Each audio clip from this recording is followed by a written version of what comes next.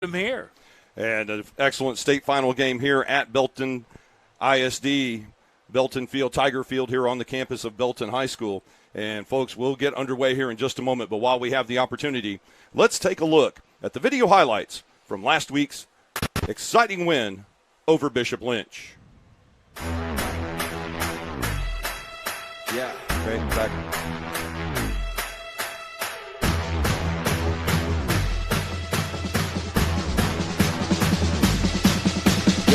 As a boy, always knew I one day had the courage to be king. Yeah, time flew when I grew up. Now I'm ready for the promise that it brings.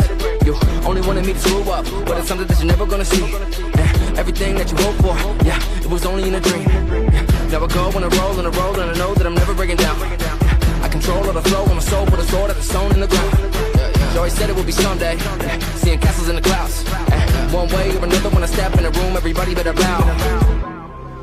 So be careful how you talk to me, 'cause there's only one king, and there's only one crown, and there ain't enough room for us both on the throne. It's about to go down, so you better start running, so you better start running, so you better start running, because I'm coming right now, because I'm coming right now. Heard the masses talking whispers, situation getting tenser. You should probably pay attention. Boy, you know I'm born to win it. Ever since I had the vision, when I speak, my people listen. We can start a new tradition. All the children, men and women, right now, gather around and burn it down. We're gonna start the kingdom from scratch. Far too many take advantage, but it ain't gonna happen like that. Time and time again, I wake up and enemies might attack. But all that matters, in my opinion, is that the dynasty lasts.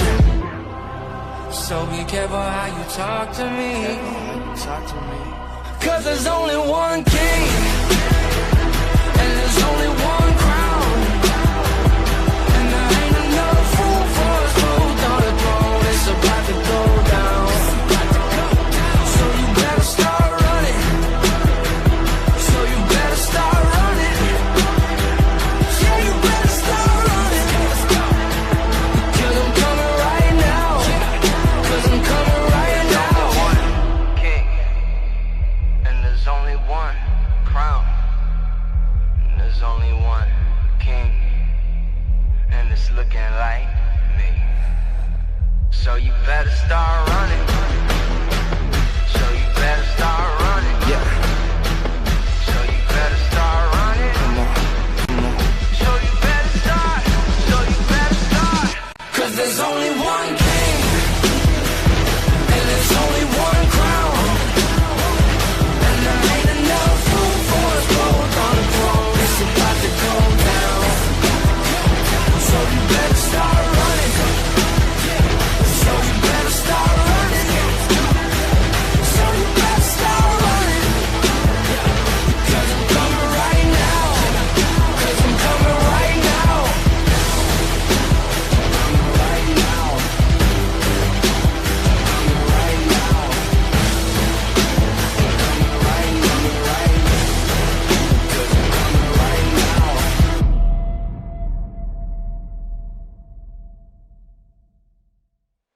And, folks, returning here to Tiger Field in Belton, Texas, we take you downfield to the coin toss. Your captains today for the Parish Panthers, number 14, Daniel Demery.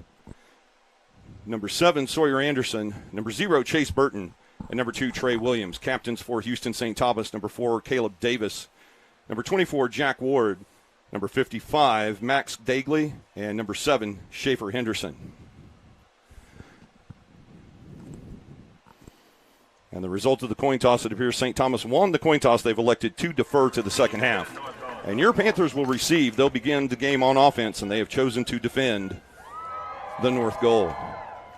This field running kind of northeast to southwest here at Tiger Field. The Panthers will begin moving from left to right on your tablet, smartphone, or computer screen. And now, ladies and gentlemen, we'll step aside for our national anthem.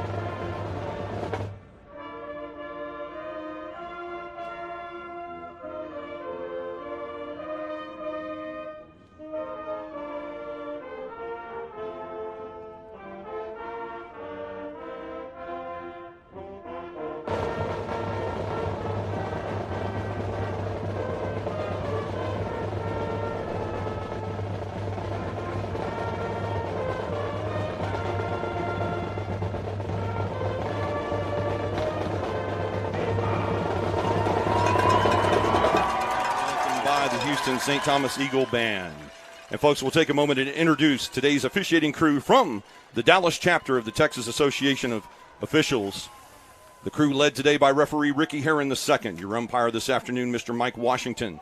The headline judge today, Trey Hendon. Your line judge this afternoon, Brandon Nunn. The field judge today, David Hormel. Your side judge this afternoon, Nicholas McFall. And the back judge, Tyrone Fort II. And this, Jim, is one of the better officiating crews in all of Texas. Ricky Herron and this crew were the officials for last year's 4A Division II state championship game at AT&T Stadium. Yeah, I mean, the cream rises, and these guys pull down these great games. Look to see them later on. And St. Thomas teeing the ball up here to kick off, and they are without a key component in their offense. An injury before the San Antonio Antonian prep game to their star running back, number 23, Johan Cardenas, tearing his ACL in practice, and he's out for the season. And he was a 1,000-yard rusher just 7 games into the season, and he will be sorely missed here today as number 49, Raymond Vara, will pick up the slack, a sophomore at running back, along with some extra running duty for the quarterback, number 18, Dante Lewis. He'll be someone to watch here in the game for the St. Thomas Eagles. He had 250 all-purpose yards last week against Trinity Christian Addison, 183 through the air and 67 on the ground. So we'll see if Vela and the quarterback, Dante Lewis, can pick up the slack left behind from the devastating injury to Johan Cardenas. Well, and it's it's like anybody else in playing in the playoffs. You gotta survive. You got to get through the next level, and you got to get through injury free. And that's where Parish has been successful. They've played a juggernaut schedule. We talked about it, and they have played all season long, and have done so for the most part injury free. And it's what you do when you lose some of these components that you've relied on to get you to this point. And obviously St. Thomas has to kind of answer that at this point. Although they made it through Trinity Christian just fine. And number 6, Michael Taylor with the kickoff, Parish with the return. It's going to be Cedric Mays trying to find a path at the 25-yard line across the 30. And he'll be taken down on special teams at the 36-yard line, the tackle, number 26, James Quinlan. And now Aaron Novikov and Sawyer Anderson will go to work, first down and 10 here on the opening drive. And, Jim, what we thought was going to be a cold and rainy day here in Belton, Texas, has changed into perfect football weather. Beautiful, mostly sunny skies, 61 degrees at kickoff, and couldn't be a better day for some high school playoff football in Texas. Hey, I'll take the sun any day, but it is kind of chilly out. A little bit of a wind, about a 14-mile-an-hour wind blowing from north to south. That'll be from left to right on your smartphone, tablet, or computer screen. The handoff on first down, Maddox Reed in the game, returning from the ankle injury he had last week against Bishop Lynch. He'll gain 2 and quickly come out. And now Cedric Mays, the back, on second down and 8 for the Panthers at their own 38-yard line. Mays will take it on the stretch play, cut it back inside. And he'll gain another 2 yards out to the 38-yard line. The hit on defense for the Eagles, number 9, Tyler Day. And 2 2-yard gains for the running attack to open up this first drive for Parish. Yeah, and St. Thomas, I mean, they're loading the box up. They got some big cats in there, and they're loading up the box, and they're going to win the middle. And Parish has to kind of figure out what they want to exploit and how they want to do it, and they've proven it time and time. And the pass on third down outside the reach of number 12, Hutch Crow, as Crow is defended on the play by Grant Stewart. And a quarterback pressure there on Anderson by number 33, Michael Anthony Aquira. And it will be 3 and out, a rare 3 and out for this Panther defense to start on the opening drive. Yeah, I mean, Cave's over there kind of loosening up, ready to play defense, and he's brought in for duties early on the punt, and very unexpected for the Panthers. And Parish did not punt last week against Bishop Lynch. James Cave gets this kick away, sending the receiver back, and Cave, with the wind at his back, takes this all the way into the end zone. 61 yards on the punt, no return. Still a 41-yard net as Houston St. Thomas will set up shop, first and 10 at the 20-yard line. Yeah, I mean, if they could have got a good roll and pinned them deep, that would have been optimal, especially resulting in a punt from the first possession. Just trying to get your feet wet and kind of figure out how you want to approach this game, and kind of went to the run early, and it didn't really prove well for them. And now Houston St. Thomas will begin 1st and 10 at the 20-yard line. Dante Lewis, the quarterback. He'll keep faking the zone read. And Daniel Demery right there spying, it looks like, on Dante Lewis. And he'll hold up Lewis long enough for Bryson Blackmore to come in and make the tackle back at the 15-yard line. And a great way for Parish to start the game. They'll give forward progress to the 17, or we'll make it the 18, a loss of 2. Yeah, Lewis has been solid all season, albeit a little inconsistent. He was fairly inconsistent against Antonian last week here at Belton, and look to snap and snap out of that and be a little bit more consistent off the snap. And the option pitch on 2nd down, Vela going nowhere.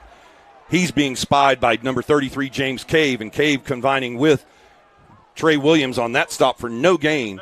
And Parish unable to get, more than 4 yards before they had to punt. And now an even worse scenario for the Eagles to begin the game. They face 3rd down and 12. Yeah, and buried deep, albeit. 3rd and 12 from the 18-yard line. Lewis is going to change the play. Play clock down to 10. 9:30 to play in the ballgame. No score. This is the opening drive for Houston St. Thomas. Lewis looking to throw. Now he's going to turn back and go against the grain. And right there, he gets away from Seth Scott. Gets across the 20-yard line, and they're backing up Seth Scott. Kamze Arinze on the tackle for Parish. And there you see, Jim, the elusiveness of Dante Lewis. He escapes 2 tackles in the backfield, but lucky Arinze to hang on. It's a 3-yard gain, but it forces 4th and 9. Well, and Lewis had his guy set up on the rollback, which opened him up to the outside, and he just, basically just missed 1 tackle and got a little bit of breathing room from there. And they looked like they were going to go for it. Now Dave Lewis, who is also the quarterback, looks like he will punt on 4th down, and he does. Yasubio from the 47-yard line looking for some room. And he'll just go down there to give the tackle on special teams to number 82, Luke Edgecombe, one of their star wide receivers. And Parish does gain 9 yards on the change in field position from punt to punt. They ended the last drive on their own 39. They'll start this one at their own 48 with 8:36 to play in the opening quarter. No harm, no foul, and you basically traded possessions and netted out a little bit of field room, and that's a good trade-off here in the playoffs. 2 backs on 1st and 10. Cedric Mays gets the zone read. Maddox Reed out front blocking. And Reed will get into Eagle territory at the St. Thomas 47-yard line. He'll pick up 5 on 1st down. A nice little counter play there to open the drive for Parish. Yeah, Mays. Albeit I hate it on the short side of the field with the sweep, but he made good yardage, good gain on it, and if you're going to do that every snap, that's a good answer. 2nd down and 5. This time it'll be Mays again. They'll basically run the same play, and this time he'll just get back to the line of scrimmage. Waiting for him there, number 33, Michael Anthony Akwura, with the stop for Houston St. Thomas. And for the 2nd consecutive drive, Parish is going to face 3rd down and medium distance, this time 3rd and 5 at the Eagle 48. Yeah, and St. Thomas is loading up the box. It looks like they roll most of their athletes on the defensive side of the ball, and that's a good plan of attack. And 3rd down and 5 now for the Panthers. Anderson, he's going to hand off again to Maddox Reed. Reed looks like he's got room, trying to get to the 1st down marker. This will be close. We'll see where the head linesman and the umpire spot the football, and it looks like they're going to be inches short. They're going to mark him a full yard short at the 43-yard line. And they're bringing on James Cave and the punt team. Or perhaps they're bringing on James Cave, Trey. Oh, no, now they're going to trot back off. It looked like they were actually bringing on the jumbo package. And it looks like a bit of confusion here as they may go for it on 4th down and 1. The clock rolling, less than 8.5 to play, and they will go for it on 4th down and a yard at the Eagle 43-yard line. It's going to be Maddox Reed looking for somewhere to go. And that play a little too slow to develop, making the stop at the line of scrimmage for no gain. Number 24, Jack Ward, their leading tackler. He had 21 tackles in last week's game against Trinity Christian Addison. And now St. Thomas takes over 1st and 10 at their own 43-yard line. Yeah, the secret on this thing is 3 yards each side of the ball, and what's gonna unfold is conditioning from both these lines, because what you have is St. Thomas's line basically just rolling ankles and letting their linebackers go to work, and it's worked so far. But you got to hope the conditioning holds up. And now the Eagles take over 1st and 10. They're all the way out the 43-yard line. 8:18 to play in the opening quarter, no score. Lewis back to throw on 1st down, surveying his options, got plenty of time. And what a pass right there. The catch made by their leading receiver, Luke Edgecombe, leaning right out in front of Conrad Binkley to make the grab at the Parish 38-yard line. That's a 19-yard pass play to move the sticks. 1st down, St. Thomas. Yeah, it looked a little suspect off of Lewis's hands. It wasn't a pretty ball, but he certainly went out and got that. And now 1st and 10 again. They'll try the swing pass to the near side, complete with the catch. Number 10, Preston Bowman. He'll lose his footing at the 36-yard line. They'll give St. Thomas just a gain of 2. Yeah, and Bowman's kind of an unknown with this offense. They do spread the ball around a lot, but they do not go to him consistently, and so that's something that Parish, the secondary's really got a lot for, is the number of tools that they're using. 2nd down and 8. They're going to hand off on the first time today to number 49, Raymond Vara with the carry, and he'll be stopped at the line for no gain. The first time we're going to call Walker Anderson's name this afternoon on the tackle, along with Ian Ussery. And now, kind of in no man's land, this will be a tough decision for Coach Rich McGuire and the Eagles on 4th down.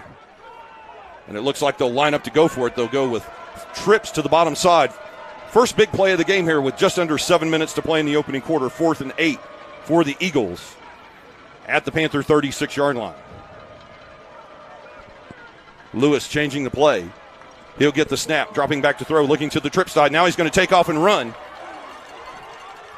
across the line, and that's picked off by Daniel Demery.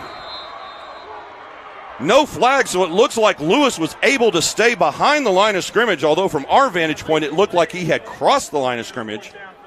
But I think Daniel Demery smartly threw that football down and didn't take the interception. Well, no, that's going to bring up 4th down. It looks like they called it a juggle on the interception out of bounds. Yeah, and I mean, that's probably the best outcome you could have had. I think so. Although that being 3rd down, you may have wanted to get the football there. So now it's 4th down and 8 for St. Thomas at the Parish 36-yard line. Still trips to the bottom of your screen. Lewis back to throw. He's going to survey the middle. The blitz coming.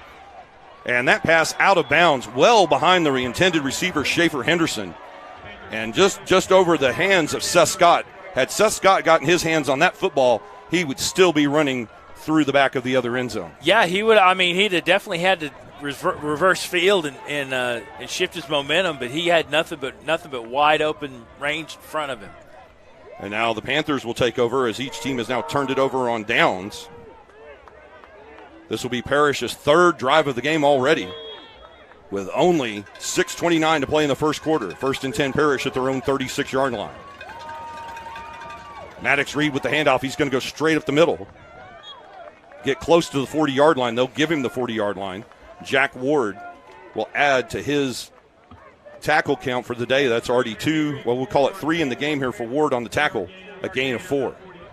Yeah, I mean, if you can get 4 yards on a gain like that, that's solid. You don't even have to press your passing attack, and you can set up your offense and then bring the pass attack into the game. Anderson going to the far sideline on 2nd down and 6, and he finds his receiver on the far corner. That is Cedric Mays. Mays out of bounds at the 46-yard line, just enough to move the sticks. And that's the first down of the game for either team. Or no, pardon me, that is the first for Parish. St. Thomas had a 1st down on the long pass earlier. So now the Panther machine in motion, 1st and 10, all the way out at their 46-yard line as we dip under 6 minutes to play in the opening quarter. Anderson with 2 backs. He'll hand off to Maddox Reed. Reed will cut back. And St. Thomas had that play sniffed out. The stop in the backfield made by number 78, Dominic Ori, for a loss of 1. Yeah, and right now, St. Thomas is obviously winning the line of scrimmage. They're really not muscling anybody up. They're just techniquing and finding gaps to get into and get into the backfield. The Panthers behind the sticks for the first time today, 2nd down 11 at the 45. They'll fake the handoff on play action, and there's Chase Burton. Burton makes the catch at the 45-yard line of St. Thomas. A gain of 10 to set up a manageable 3rd down and 1 for Parish. And it's kind of like we were talking about last week with those quick slants, those slant patterns. They're going to open up. If you're going to play the middle, you're going to play strong the middle and disregard the pass attack, that thing's going to open up for you, and you're going to get 15 and 10 at a whack. 3 down linemen for St. Thomas. And they'll bring in the nickel package here on 3rd down and 1 at the Eagle 45-yard line. The clock moves. 4:45 to play in the first. Reed, 1st down and more over left tackle. Or we'll call that right tackle down to the 40-yard line. And consecutive 1st downs here for Parish as Reed follows the block of number 70, Aiden Gilmore, to move the sticks. Yeah, you're finally seeing kind of the conditioning just after those first 2 or 3 series. You're seeing the conditioning, and Parish is starting to get a little momentum where they're able to kind of dictate what's going to go on the line of scrimmage, and that's going to open up for that run attack. A fresh set of downs. The Panthers continue 1st and 10 at the Eagle 40-yard line. The quick read. Oh, no, Anderson fakes it. A beautiful fake there on the handoff by Sawyer Anderson, and he takes the quarterback draw down to the 34-yard line for a gain of 6 on the play. A nice play right there by Matt Faulkner and the offensive brain trust to get 6 on 1st down. Yeah, that gives you some breathing room. You can you kind of have a hand to throw away, and obviously Parish doesn't want to, but they do have that in the bag. 2nd down and 4 now for Parish. And they'll hand off again. Mays, the ball comes loose for a microsecond. Right as he hits the ground, they'll put him down at the 32-yard line, bringing up 3rd down and 2. And for the tackle for the Eagles, it's number 31, Zach Rocha. And you had Kiata off the edge on the corner blitz, really kind of came in late. But if he could have got in there on time, they would have stopped Parish in the backfield. As a result, Parish kind of made that little gain and made this a very, very reachable 3rd down. 3rd and 2 now for the Panthers at the Houston St. Thomas 32-yard line. It's going to be Maddox Reed with the handoff looking for room. And he squirts through there. How he got away from Dominic Ori there. I thought Ori had him for a yard loss on the play, but instead a great second effort there by Maddox Reed to get the 1st down at the Eagle 29-yard line. Yeah, it's like we were talking, Brian. I mean, the tale is told on the line on both that couple of feet on both sides of the ball, and this series Parish is definitely coming up on top. 1st and 10 now for the Panthers. At the St. Thomas 29-yard line, Anderson operates out of an empty backfield, trips to the bottom of your screen. Burton with the quick screen pass, and that's there again. Trying to strip the football away, number 31, Zach Rocha. But instead, Burton wisely goes to the turf. He'll take the gain of 5 on the play. Yeah, St. Thomas has kind of gone back to the looking a little bit of game film for Parish and trying to figure out, okay, how do we steal a possession? We're going to make a punt. We got to get turnovers. So you see the 2nd and 3rd guys going for the strip.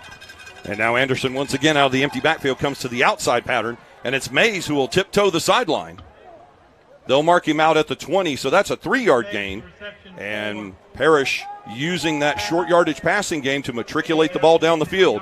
It's another 3rd down. They've converted 3 so far on this drive. And now they face 3rd and 1 at the edge of the red zone, the Eagle 20-yard line. Now on that stop pattern, he had Blinky kind of turned around on him, which opened him up, to come back for the ball. And all he had to do is get turned around and get upfield. And Parish has done a great job with that as the passing attacks kind of come more into the game pattern. And now another important 3rd down for Parish, 3rd and 1 at the Eagle 20-yard line as we move inside 2 minutes to play in the first. Anderson's going to drop back, scramble. He's going to take off and run. Plenty of room. 15-10. He's going to turn the corner and takes a big hit right there from number 8, Keenan Bonner. But bouncing right back up, Sawyer Anderson. That's how you take one for the team right there. And definitely opposed to that move by Bonner, number 74, Nicholas Ferris. Ferris tried to say something to the Eagle cornerback, but he's pushed away by the referee. And Parish wins that battle to move the sticks. Now first down and goal, Panthers. Yeah, the result is great. You don't want to see Anderson out there on a naked run like that. But and Bonner put the wood to him. Anderson's a tough kid. Pop right up. And now we'll see how Parish will operate first and goal at the 8-yard line. This time it's Maddox Reed following the block. Big Sam Leo opens a hole over left tackle as he pulls. And they'll get the ball down to the 4-yard line. The stop made there by number 23 for the Eagles, 24, Jack Ward, sets up second down and goal at the 4-yard line. Yeah, Liu's pull on that just really was quite effective and gave them the breathing room they needed. And now on second down and goal, it's Maddox Reed again, trying to get into the end zone. And the officials' arms are in the air. Touchdown, Parish Panthers, as they open the scoring with 1:09 to play in the first quarter. Maddox Reed with the 4-yard touchdown run. Parish on top. Yeah, again, Liu just paving the way.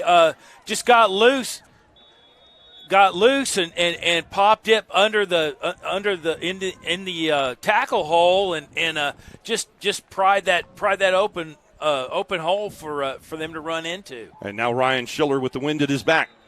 The extra point is good, and ladies and gentlemen, your score was 1:09 remaining in our first quarter here at Tiger Field in Belton in this TAPS Division I state semifinal. It's your Parish Panthers 7, Houston St. Thomas Eagles nothing. And while we have an opportunity, folks, let's go down to the sideline with our sideline reporter this afternoon, the voice of Parish Panther football, Forrest Baldwin.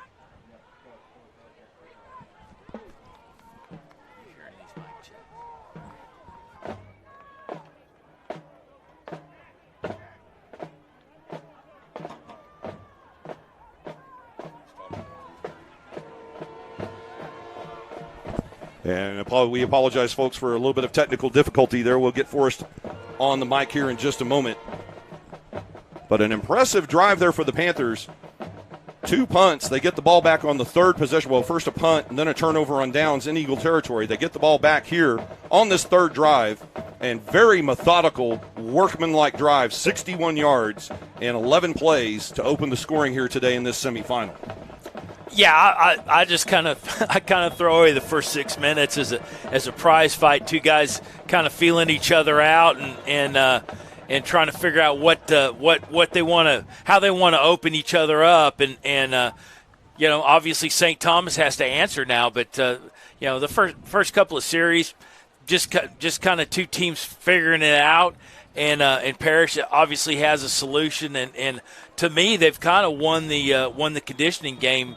And we'll see how that plays out as the game goes on. Indeed, Parish scoring first here in this TAP State semifinal. The winner of this game will take on the winner of the game in progress now at the Birdville Fine Arts Center between Nolan Catholic and Prestonwood Christian. Dylan Sherman with the kick. Wind at his back. That's going to be a short kick taken by Aaron Valentine at the 6-yard line. Valentine cutting back 25, that's number 2, Marquise Chiata. Number 2 with the return. He'll bring it back to the 32-yard line. And an interesting play there by Sherman to kick that short and give Chiata the opportunity for a 27-yard return. Yeah, I don't know that I'd want the ball in that kid's hands from what I saw. I mean, he was really, a couple of Parish Panthers away from breaking that thing. And now the Eagles take over on their third drive of the game.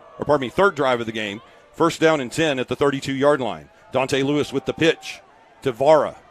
Raymond Vara tries to stretch it to the far sideline, and he's taken down by Daniel Demery. Demery and Cooper Malin make the stop at the 34-yard line. We'll call it a gain of 2.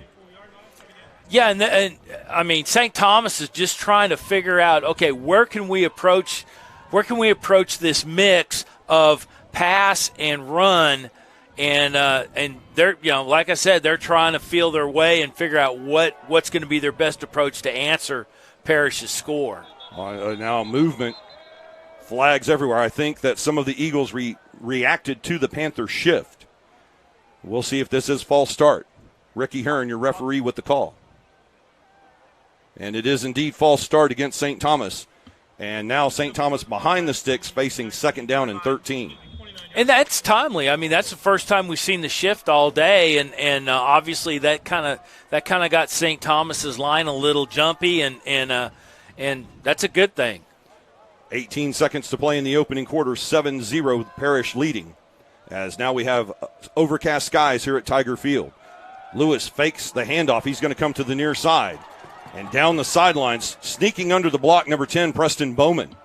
But Bowman, with all of that work, only able to turn that into a gain of 2 out to the 36-yard line. And once again, it's third down and long for St. Thomas. Yeah, and Dylan Davis did a great job of sniffing that thing out. He came in from pursuit on the backside and just put a shoulder on him, pushed him out, and just stifled what could have been a good gain for St. Thomas. And now another important third down here for the Eagles.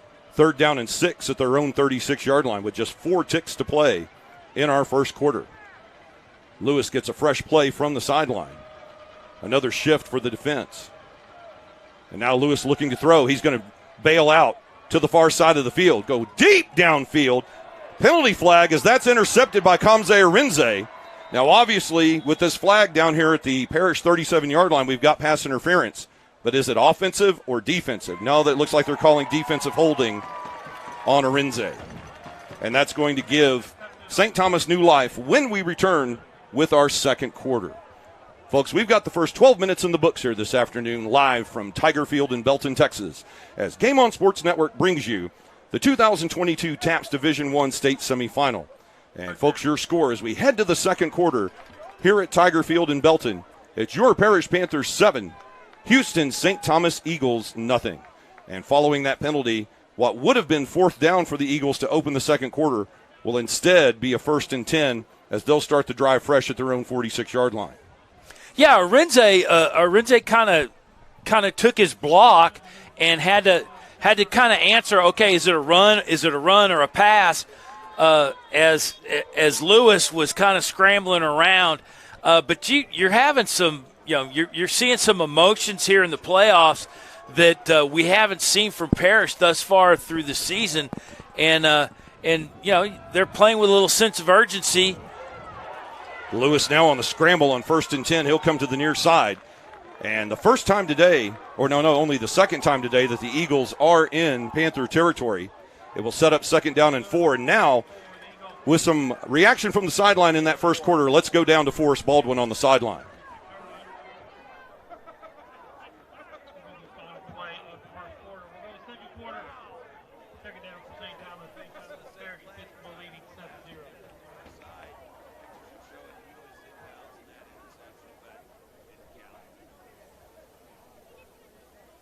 That we're talking about.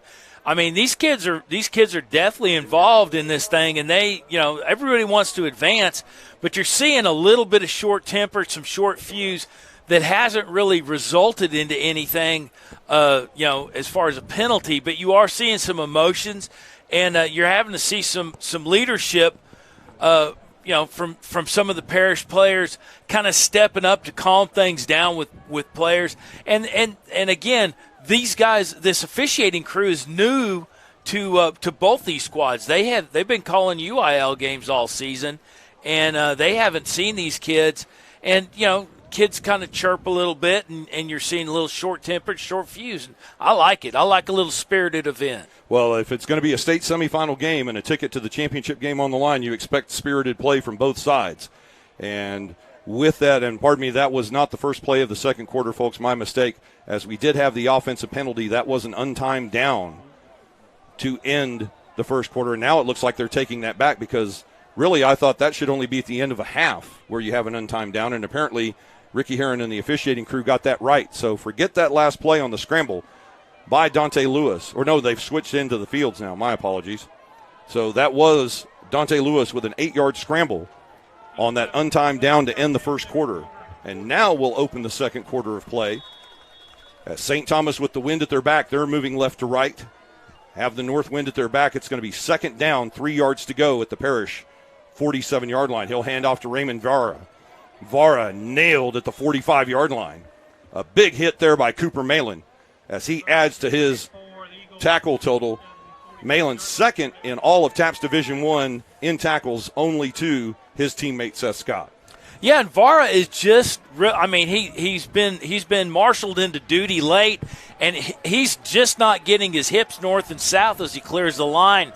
and Parish is just standing this kid up. And now we'll see what the Eagles have in store for them on 3rd down and a yard. Just outside the Panther 45, they'll go straight ahead with Vara, and he goes nowhere. He is stuffed on the play. The first hit, I believe that's number 62, Henry Ratchin, and a fumble on the play, recovered by Trey Williams and the Panthers. Williams able to stick his hand in there and pull that ball away from Vara, and the first turnover of the game with 11:15 to play in the half. Well, and you gotta strike while momentum's on your side, and let's see what Parish does and comes out here, tries to get a quick strike possibly, and maybe put this thing away early. And now we'll see if Parish can go up by 2 scores as they'll get the ball. Or no, yes, Parish with the ball at the 47-yard line. Just 45 seconds gone in our second quarter as Parish will take over following the fumble recovery. Anderson, the pass complete to Burton. He's got blockers out front, puts his head down, and that's Chase Burton style right there. Grabs those extra 2 yards with the truck stick down to the 44-yard line, a gain of 9. Yeah, and Davis came over to introduce himself from St. Thomas and just got bowled over. Oh, he got to go for a ride right there. He's a solid kid, too. That's a big cat back there. Now 2nd down and a yard for the Panthers. They've got the ball at the Eagle 44. As this is the first drive of this second quarter for the Panthers, taking over on the fumble. Cedric Mays now with the carry, spelling read for a little bit. He'll have first down yardage as he's brought down at the 40-yard line. The 3rd tackle of the game for number 78, Dominic Ori, the Eagle nose guard. You know, and you know, with this set of downs, what they've done, you know, building off the momentum of the turnover, and it looks like Parish kind of has their game plan intact. They know how they're going to approach this defense from St. Thomas, and momentum is definitely on their side. Anderson with the shoulder fake. He's going to find Burton. Burton trying to put the okey doke on number 31, Zach Rocha, and Rocha will have none of it. The pass complete, but the Panthers lose a yard on the play. It will set up 2nd down 11. Yeah, Rocha's one of these players that's well regarded for St. Thomas is an excellent producer on defense. Hasn't translated on the stat side, but he certainly plays sideline to sideline. 2nd down 11 now for the Panthers. At the 41-yard line of St. Thomas. Anderson once again play action. He's going to look across the middle. Chase Burton wide open at the 23-yard line and down into the red zone at the 19. When Anderson rolled to his right, Burton took that choice route, ran it back into the middle, and he was standing all by himself at the 24-yard line. Hey, and you gotta like that when you can rip something off, 20, 15 yards. It puts that defense on their heels, and they really gotta rethink what they're doing. And now 1st and 10, just inside the red zone at the St. Thomas 20-yard line. Maddox Reed on the delayed handoff breaks the tackle, and he'll hit left guard or right guard there for about a 4-yard gain. As it looks like Aiden Gilmore and number 78, Dominic Ori, are exchanging addresses for Christmas cards. They're getting to know each other down there in the trenches. A gain of 4 on the play. Well, I don't think Gilmore really wants much of a friendship. Well, Ori was not happy with how he got pancaked on that play. Yeah. Most definitely pushing and shoving on Gilmore. Gilmore's hands up in the air is like, it's not me. It's not me. Well, generally when you get taken to IHOP like that, you don't like it. Right. 2nd down and 6. The handoff to Reed. And he'll get a minimal gain just back to the line of scrimmage. No gain on that play. Cutting through on the run blitz. The linebacker for St. Thomas, number 9, Tyler Day. It brings up 3rd down and 7 for Parish. Yeah, Tyler Day kind of committed to that outside and just kind of scraped off that block, came inside and got in behind the line to make the stop. And now 3rd down and 7, Panthers. They've got the ball at the St. Thomas 17-yard line as we move under 8 minutes remaining in the half. They'll fake the handoff. There's Chase Burton, another key catch. And boy, is Sawyer Anderson glad to have Chase Burton back as he's come back with a monster game against Bishop Lynch, and now already his 4th catch in the first half. 1st down, Panthers. Yeah, he made light work of that. Albeit it hit in his hands, but he reeled it in and kept his momentum going towards the end zone. 1st and goal now for the Panthers as they have the ball at the 8-yard line. This drive into the wind here in the second quarter as they move right to left on your smartphone or tablet or laptop screen. The slant behind Hutch Crow on 1st and goal, almost picked off by number 8, Keenan Bonner. Hutch Crow kept trying to pull that football in. I think he would have been better to just knock it down. Otherwise, either way, 2nd down and goal for Parish. Very true. Bonner kind of wants to get his hips right with the ball because he could have got a timely interception there and just couldn't get his momentum back to the ball.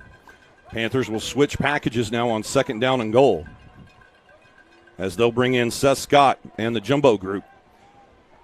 2nd and goal now with the ball on the yellow soccer stripe at the Eagle 8-yard line. And now a stoppage of play as the brain trust for St. Thomas, furious. Halfway out on the field, that's the defensive coordinator, Raymond Davis, having to take a timeout. He was furious with his team. They must not have been lined up right as the Eagles take timeout with 7:19 to play in the half. Well, you go to meetings, you talk about stuff, you show them film. Some guys just don't do it right, and cost you timeout. Well spent though with your tail end on your goal line. So, and while we have a stoppage in play here, let's try one more time down to the sideline with the voice of Parish Panther football, Forrest Baldwin.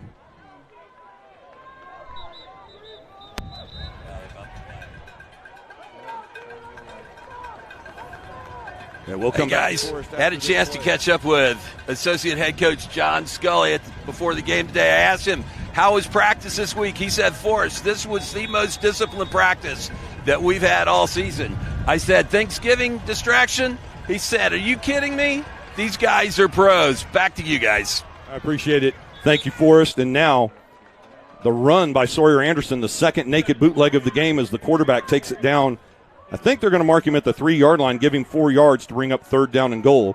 And glad that we can hear you down there on the sideline, Forrest, and glad we've got our slight technical problems fixed, folks, as it's always a challenge to come to a new stadium 2.5 hours from where you're used to being to do a football game. And now 3rd and goal, quick set for Anderson. He's going to get into the end zone. Touchdown, Parish Panthers. Anderson went with the quick huddle and the quick count, and he's able to sneak it in from 3 yards out. And now finally, I say finally, but for the first time today, we've got a penalty flag for some extracurricular after the play. Yeah, and I think the officiating crew is going to try and quail some of this emotion and get these guys back in check, more focused on the football game than chirping.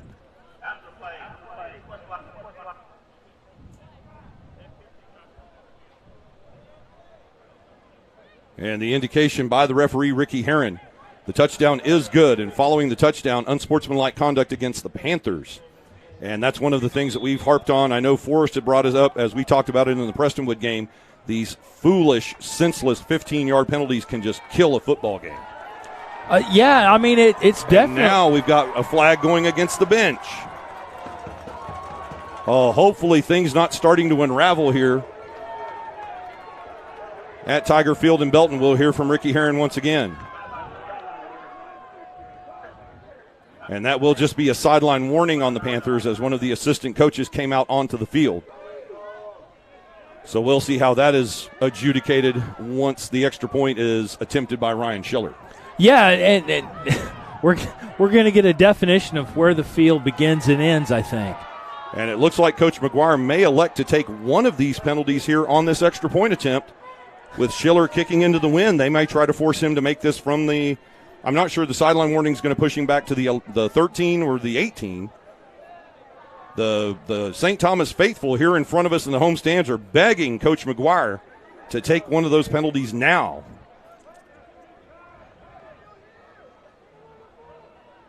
Coach McGuire's hands up in the air. It appears that he doesn't have the option. Now Ricky Herron, the referee, is going to try to explain it to him. Apparently he doesn't have the option. I think they kind of offset. I don't think you have the option, period, but I'm not on the crew. Yeah, but there's a reason that we're up here yammering into a microphone instead of down on the field wearing stripes. Yes. And my reason is I don't want to be out there on a windy day. That's true. And I don't look good in stripes. Yeah, well, they say vertical stripes are slimming, but I'll believe it when I see it. So, folks, here we go. 6:44 remaining in the first half of play here at Tiger Field in Belton, Texas, as the Panther extra point good by Ryan Schiller. And, folks, your new score in this TAPS Division I state semifinal. Your Parish Panthers 14, Houston St. Thomas Eagles nothing. And a great drive there on Parish. They took over following a strip fumble by Trey Williams, the Stanford commit, and able to drive that 49 yards into the end zone. But then mayhem ensues after the touchdown. There's an unsportsmanlike conduct penalty and a sideline warning penalty, and it looks like both of those may be assessed against the Panthers. We'll see how this shakes out. And indeed it is. They're going to go all the way back to the 12.5-yard line. Or no, they're enforcing the full penalty to the 10. So 2 15-yarders enforced back-to-back. And, Jim, this could be disastrous with Dylan Sherman forced to kick into the wind from his own 10-yard line. Yeah, the only thing more detrimental is you didn't get the safety. Right. So well, at least from the safety, you get to kick off from the 20. Hey, that's true. Holy cow, they're making him kick off from the 10. Well, you get your pick. Right. And we'll see. We'll have Forrest Baldwin down on the Panther sideline. We'll have him check into that and find out exactly what occurred there and see if there was an issue. Who we didn't hear who the unsportsmanlike conduct penalty was assessed against, but then hopefully we can find out what the sideline warning or the sideline infraction was all about. We'll check with Forrest here in just a moment. I want names. Don't know if we'll get that lucky, but hopefully we can at least get a plausible story. And now the officials do get the call right on the mark-off. They mark off the first penalty to the 25-yard line, and now the second one to the 12.5. And I think here into the wind, you're going to see the full foot of Dylan Sherman, probably a squib-style kick. We'll see what happens. The full leg of Dylan Sherman. This is going to be a return by Chiata from the 20 or 30-yard line. Chiata breaks the tackle 42. He gets past number 42 guy Stern, but right there to clean up Stern's mess. And he's been doing great on special teams all season, the senior number 19, Kamze Arinze. Yeah, Arinze stayed in his lane, just came down, just the way they draw it up. And for the most part, those two 15-yarders, I mean, aside from maybe 5 or 10 yards, have been erased. And that's where your special teams comes in and saves your bacon from time to time. Yeah, just a 12-yard kick return. The ball at the 42-yard line of the Eagles as they have 6:36 to operate here in this first half, down 14-0. Dante Davis, the quarterback. He'll fake. Play action screen pass on the near side to Luke Edgecombe. And Edgecombe taken down. Great cornerback play right there by the senior Walker Anderson to hold Edgecombe. I think they're going to generously give him a yard on that play. Yeah, Edgecombe, he just never really got his hips turned around after he got the ball in his hands, and that's really kind of a timing thing that these guys are trying to work out, and it's a little late in the season for that. And a yard gained on first down will give the Eagles second down. And 9 yards to go with their own 43-yard line as the clock rolls, moving past the midway point of this second quarter. Davis is going to fake the handoff and keep himself and slide safe into second base at the 49-yard line. That'll be a gain of 6 on the play. And now we'll see the Eagles operate with a much more manageable 3rd down and 3. Yeah, to be honest with you, that's the first third down they've had today that hasn't just really forced their hand to pull something out to get that first down. 3rd and 3 now for the Eagles, just on their side of midfield at the 49-yard line. As Davis looks to throw the quick hitter. Oh, and it's off one receiver and caught by number 13, Trey Robinson. Well, they say sometimes it's better to be lucky than good, and it happened that time as not exactly how the offensive brain trust led by Matt Hudson for the Eagles drew it up. But that's a pass play good for 12 yards and a first down for the Eagles. Hey, works for me. Tip drill. And now at the 39-yard line, 1st and 10 Eagles. Davis back to pass, shoulder shake. He's going to roll to the right side. Plenty of time. Scott trying to hunt him down, trying to keep him in the pocket and make him throw. And that was effective work right there as he throws behind the intended receiver, number 13, Trey Robinson, the pass incomplete. I mean, other than the yards and the first down, that's probably best that it that he didn't receive it because the Parish pursuit was hot on the ball. Yeah, and I liked how Seth Scott was pinning Davis to the sideline rather than just trying to go straight out for the sack. And now 2nd down and 10, although the down marker still says 1st down. Davis is going to fake it, pull the handoff out, come to the near side, and another great play there by Walker Anderson as he comes off of his receiver and escorts Davis out of bounds for no gain. Yeah, they are just closing these lanes on the sideline outside the hash, and Parish is working a great plan. They on the defensive side, they're giving them opportunity, but they are certainly shutting down the edges. And now it's 3rd down and 10 for the Eagles at the Panther 40-yard line. Davis forced to throw. He'll drop back. Room to run. He'll step up in the pocket. Trying to get away. Now he's going to hit Edgecombe. And Luke Edgecombe makes the catch at the 35-yard line as at the very, very last second, Bryson Blackmore comes off of Edgecombe to try to bring Davis down, and they complete the pass for a gain of 5, setting up 4th and 5. Yeah, Lewis on the scramble basically had three Parish Panthers on him and just stopped, did a quick step back, which opened up the lane for Edgecombe, and that's one of the best things you could have hoped for on that. And now the critical 4th down play, the screen pass to number 3, Nicholas Ferruzzo, and Ferruzzo will not get to the marker. He's going to be brought down at the 31-yard line. Great play, the 3rd tackle of the game right there by Walker Anderson, Sawyer's older brother.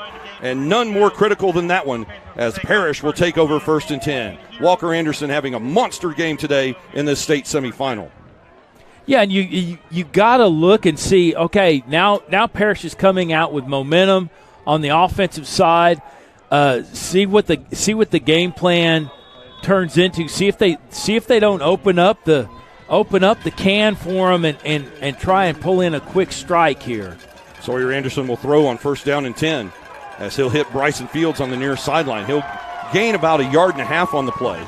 A nice cornerback play right there for the Eagles by number 19, Gunter Blinke, to hold Fields to a gain of just 1 yard. Yeah, St. Thomas is doing a great job about playing team defense right now. And on that one play in this series, they've held their own, and but they got a lot of field behind them. And the Eagles playing in a slight desperation mode because they don't want to go down 3 scores here in the first half. And quickly we have a penalty flag as it appears the Eagles may have been offside. Oh no, and instead they point false start against Parish. So apparently the preliminary indication by the sideline referee was incorrect. It's false start Parish. Yeah, not how you want to start, especially when you have momentum on your side. You want to be pushing it upfield, not back. And that penalty puts the ball back at the 28-yard line, forcing the Panthers into 2nd down and 13 into the wind with 3.5 to play in the second quarter. Bryson Fields on his horse. He's got the pass from Anderson. 30-yard line. 20, 10. Say goodnight to this one. Touchdown, Parish Panthers. And, Jim, there is the quick strike you were looking for on the 3rd play of the drive. Sawyer Anderson goes 72 yards to the house with Bryson Fields. Yeah, Fields hit that narrow slant, which is open to him, particularly when they're playing on the inside. They're closing up the box and trying to shut down the middle of the field, and that thing's open to him. And if you can't seal the edges, Parish is going to make you pay for it.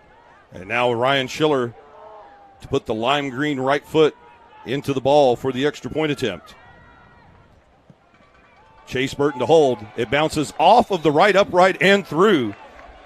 Probably not the way Schiller had it drawn up, but we'll take it. The extra point good. And ladies and gentlemen, your score with 3:19 remaining in our first half here at Tiger Field in Belton in this TAPS Division I state semifinal. It's now your Parish Panthers 21, Houston St. Thomas Eagles nothing. Don't want to correct you, Brian, but I think Schiller said that I'm going to put it off the upright. Is that what it is? He called his 8-ball shot? He called a bank shot? Yeah, he called it. Okay. He doesn't take the scratch. Oh, I love it. But it seems that, pardon the obvious pun, ladies and gentlemen, but things bouncing the right way here for the Parish Panthers in this first half as Schiller banks in the extra point. And now if you're Coach Rich McGuire and the Eagle Brain Trust, what do you do with the remaining 3:19 here, and you're down 3 scores in this state semifinal? Not exactly what they had drawn the game plan up to combat. No, not at all. But I mean, you got to get in the end zone, and you got to win that line of scrimmage. And so far, aside from the series, the first couple of series in the first quarter, it's kind of falling apart for St. Thomas, and they got to right the ship. And Dylan Sherman with the kick, another high kick. This will be Kiata from the 6-yard line. Kiata tries to come to the near side. Now he'll open it up. And there's Kamze Arinze again. He'll get some help from Dylan Davis. And Kiata goes down back at the 16-yard line. Great kick coverage there by 2 Parish seniors to pin the Eagles deep to begin this drive. Yeah, and Arinze, again, playing very disciplined on special teams, staying in his lane, going down, and he was literally the last tackler before the Kiata gets loose on the edge. And that's why you do it that way. That's why you instruct these kids, stay in your lane and come down and hit the same approach every time. And it's not exciting stuff, but it is very disciplined special teams.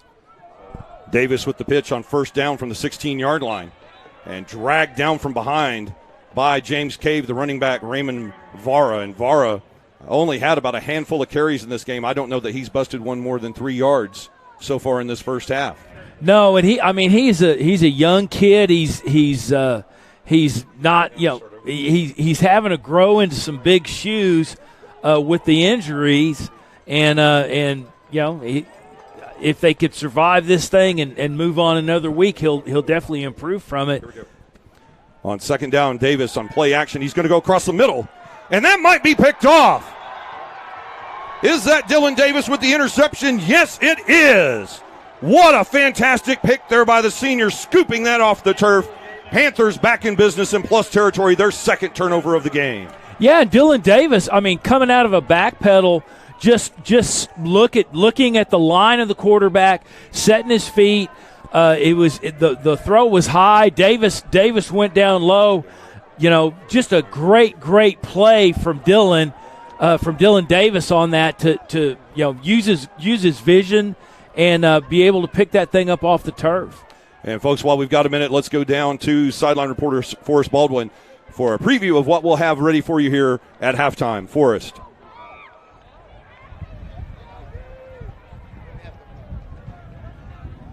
Pretty good little game going on down here, guys.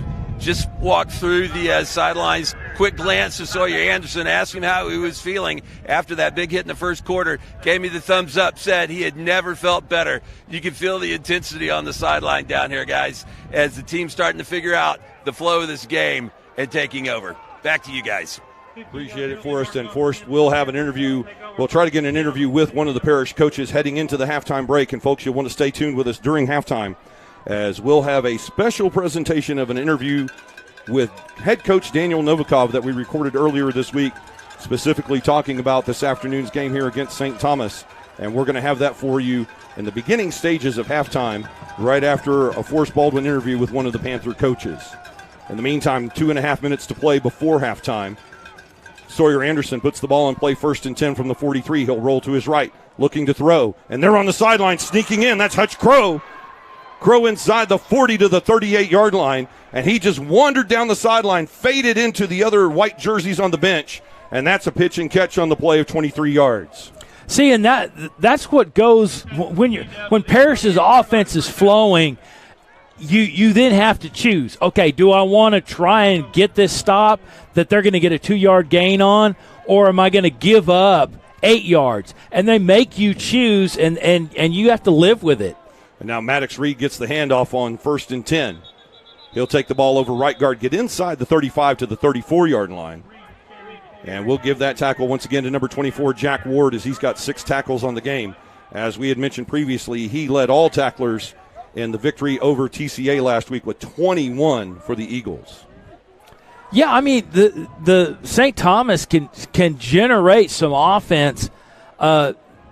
but you get them down 3 goals or 3 scores, and it forces your hand to make disciplined decisions, and I don't know that they necessarily have that in the bag.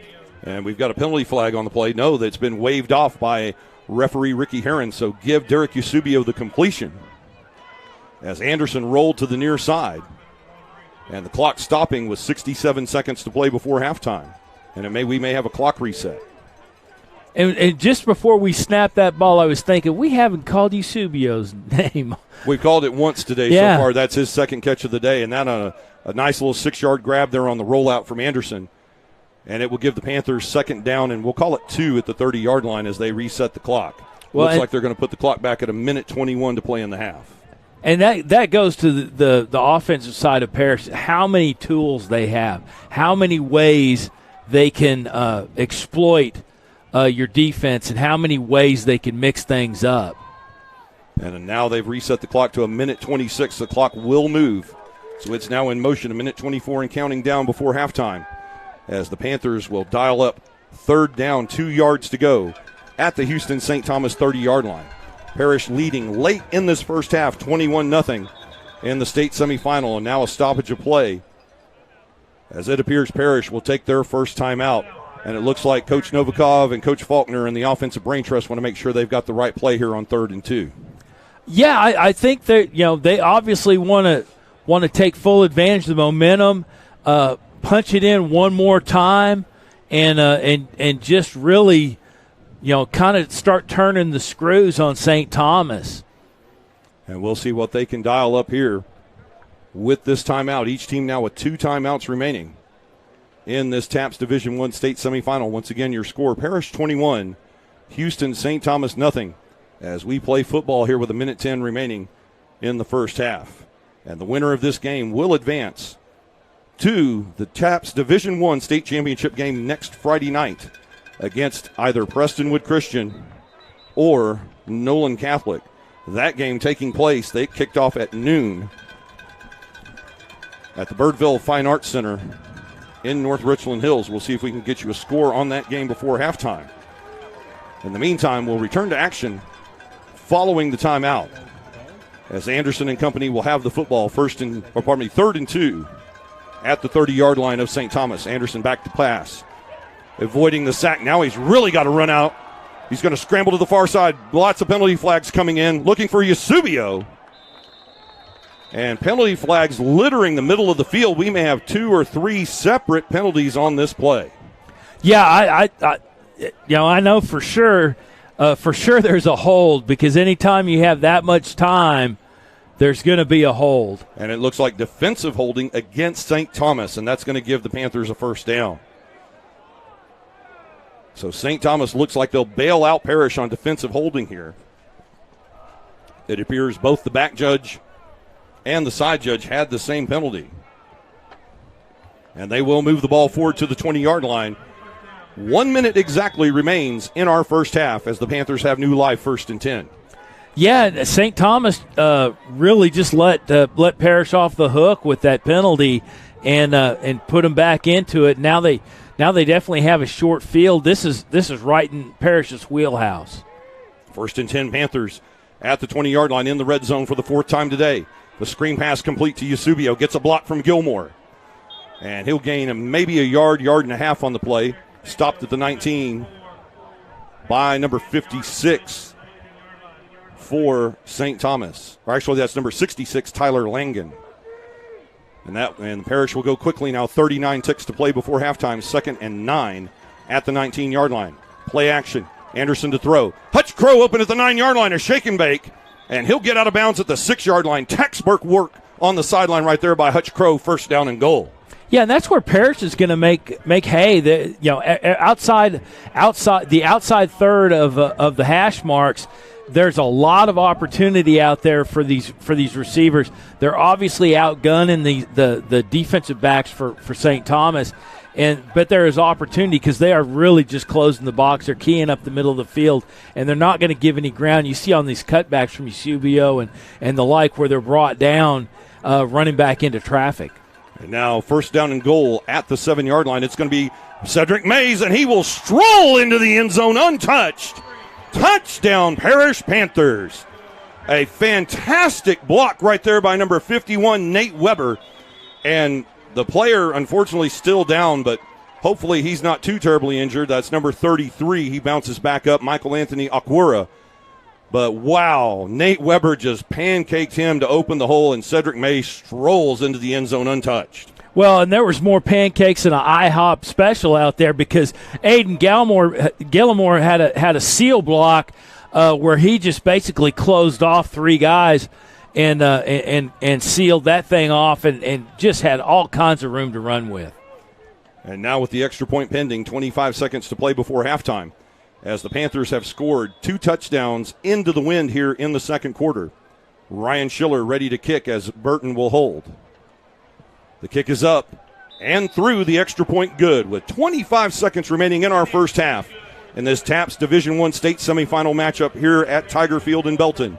It's now your Parish Panthers 28, Houston St. Thomas Eagles nothing. And Jim, if you're Coach Rich McGuire and the Houston St. Thomas Eagles, you have got to figure out how to combat this at the halftime break down 28-0. Yeah, I mean, you got to go back to the basics. You got to put the ball in the end zone. You got to figure out how to steal a possession here and there.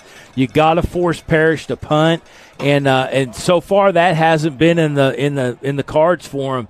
And you really, you got to rely on some of your athletes to make plays. You need to score on, you need takeaways and scores on defense. You need to score. You need to start winning special teams. You need to be cranking on all cylinders, and they just really haven't done it in the first half. And, folks, an update for you from the Birdville Fine Arts Complex in North Richland Hills, a final score in our other TAPS Division I state semifinal. And the winner of this game, their opponent will be the Prestonwood Christian Lions as they convincingly defeat Fort Worth Nolan Catholic 56-21. So Prestonwood Christian has punched their ticket to Waco next Friday night. And who will they face? Well, it's still yet to be determined, but things looking pretty good here for the Panther faithful with 25 seconds to play in the first half. Yeah, I mean, Parish isn't over their scoreboard watching. They really don't care. They got to get through St. Thomas here, and they definitely have business on their mind. And now Dylan Sherman ready to kick. This will be his 6th kickoff of the first half. Puts his foot into it from the 40-yard line, a high kick. Taken at the 29-yard line, diving to maintain possession, number 20, Larry Benton. And if you're Coach McGuire here with 25 seconds to play in the half, do you just take a knee and go to the barn and try to figure this out for the third quarter? Or do you try to put something in here, maybe take a couple of shots with 25 seconds to play in the half? I didn't drive up from Houston to take a knee. Yeah, I would think so, too, because, now that we're into November, and it's a special thing, ladies and gentlemen, I know that Jim can tell you that, too. It's a hallmark in Texas high school football that if you're still playing football on Thanksgiving weekend, then you've accomplished something in that season. Yeah, I mean, definitely the focus on practice that week, as Forrest alluded to, some of the other things that change. If you are playing Thanksgiving weekend, you got something to say. Dante Lewis back to throw on 1st and 10. He's going to scramble for his life. Trey Williams trying to hunt him down. Caleb Irving giving chase as well. Williams will scoot down the sideline. Lewis will scoot down the sideline. He'll get out of bounds at the 42-yard line. We'll call that a gain of 8, and he'll stop the clock with 16 seconds. But Dante Lewis right there running for his life from the Stanford commit and gains 8 on the play. Yeah, and I mean, I'm seeing if I'm St. Thomas, I'm seeing something that I kind of like. Maybe they need to kind of press Lewis to kind of dictate the offense a little bit more than what he's been doing in the first half. Lewis on the draw on 2nd down, and what a play there by Cooper Mayland. Mayland shoving away the block from the tailback Raymond Vara, gets one hand on Lewis and then drags him down to the turf one-handed at the 37-yard line. Well, that just answered my question. How's that? Well, so much for having Lewis kind of dictate the offense. And Lewis gets dragged to the ground on a stellar play by Cooper Mayland as the horn sounds, bringing us to halftime. Ladies and gentlemen, we've reached the end of the first half of play here at Tiger Field in Belton, Texas, as Game On Sports Network brings you live coverage of this TAPS Division I state semifinal. And, folks, your score as we go to the halftime break here at Tiger Field. It's your Parish Panthers 28, St. Thomas Eagles nothing. And, Jim Dixon, this has been nothing but all Parish Panthers in the first half. Yeah, I mean, aside from both squads kind of feeling each other out in the first half or the first quarter. In the first quarter, kind of feeling each other out. It's been all Parish, and St. Thomas has just not been able to answer and tell you, They really just have nothing to walk out of here from the first half that says, okay, I can put my thumb on something. They have a couple of elements that they can maybe draw on, but honestly, they just really have to kind of regather the troops and say, listen, here's the game plan. Here's what we got to do, and you can't eat an elephant all in one bite. And, folks, while we have a moment, let's go down to the sideline. Forrest Baldwin with our halftime interview. I'm here with Associate Head Coach John Scully. Coach, 28-0 at halftime in the state semifinal game. Your impressions on the first half? Great first half by our guys, but it's only the first half. Got to get ready for the second half. This is a good team we're playing. Very solid. Our defense has been outstanding in the first half. Coach Novikov has our offense exceptionally well prepared for these guys, putting points on the board. Now, we talked before the game started, and you told me this was perhaps one of the best weeks of practice that this team had, including that Thanksgiving Day. Outstanding. I mean, in the truest of Parish football tradition, this is a selfless, team-first group of kids. I mean, these guys were there 8 o'clock Thanksgiving morning. They would have practiced till midnight if we asked them to. They play for the love of the game. They love each other, and it's showing on the field right now. Now, were there any dietary restrictions placed on the team Thursday? There were not. Everybody, I'm sure, had their fill of turkey. We had practice Friday morning. We had a kick-the-field walkthrough at 9 o'clock Friday morning. Everybody was there bright and early. Looked like there were no worse for the wear from Thanksgiving Day. Any playoff plans for the second half? What are your thoughts there? If I had any specific playoff plans that I knew about, Coach Baldwin, I would certainly not disclose them in an interview. All right, thanks, Coach. Good luck. Appreciate it. We'll see you second half. Back to you, Jim and Brian in the booth. That interview with Associate Head Coach John Scully. Coach Scully, we thank you for your time. And back up here in the booth alongside Jim Dixon, Brian Shackelford here as we bring you some halftime analysis in this 28-0 lead for Parish at halftime against Houston St. Thomas in the state semifinal. And I know that the Panthers aren't scoreboard watching, but, Jim, we do have that luxury.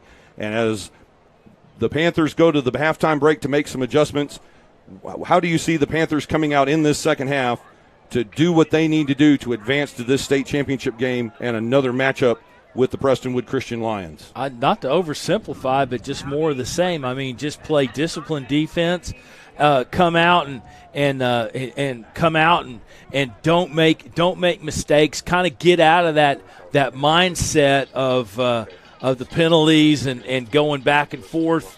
On the chippy play and the chirping, and let your play do your talking for you, and toil in silence, as we say at my house. And I mean, just more of the same. They have a great offensive approach. Just need more opportunities and take advantage of every one of them. And with the offensive brain trust here for Parish, obviously defense coordinator Will Galusha and his crew pitching a shutout so far in this first half. So I agree with you, Jim. I think the thing here for Coach Galusha is more of the same. Let's just keep playing tough defense and keep that goose egg on the board. So now let's flip over to the offensive side of the ball. If you're the Panthers, how quickly, keeping in mind there is a 40-point TAPS mercy rule, do we want to just try to get 2 more on the board, get that clock running, put in the second team unit, and get out of here? More kind of a business-like game, much like the game that you and Forrest Baldwin called against Trinity Christian Addison? Or will we see the second team unit before that 40-point mercy rule kicks in? I don't think so. I mean, albeit I or know. Can we even get there? Well, I think Parish is just by being Parish is going to get there. I think they honestly just have St. Thomas outgunned. And we've seen the kind of breakaway that you've seen on the offensive side. They're getting takeaways.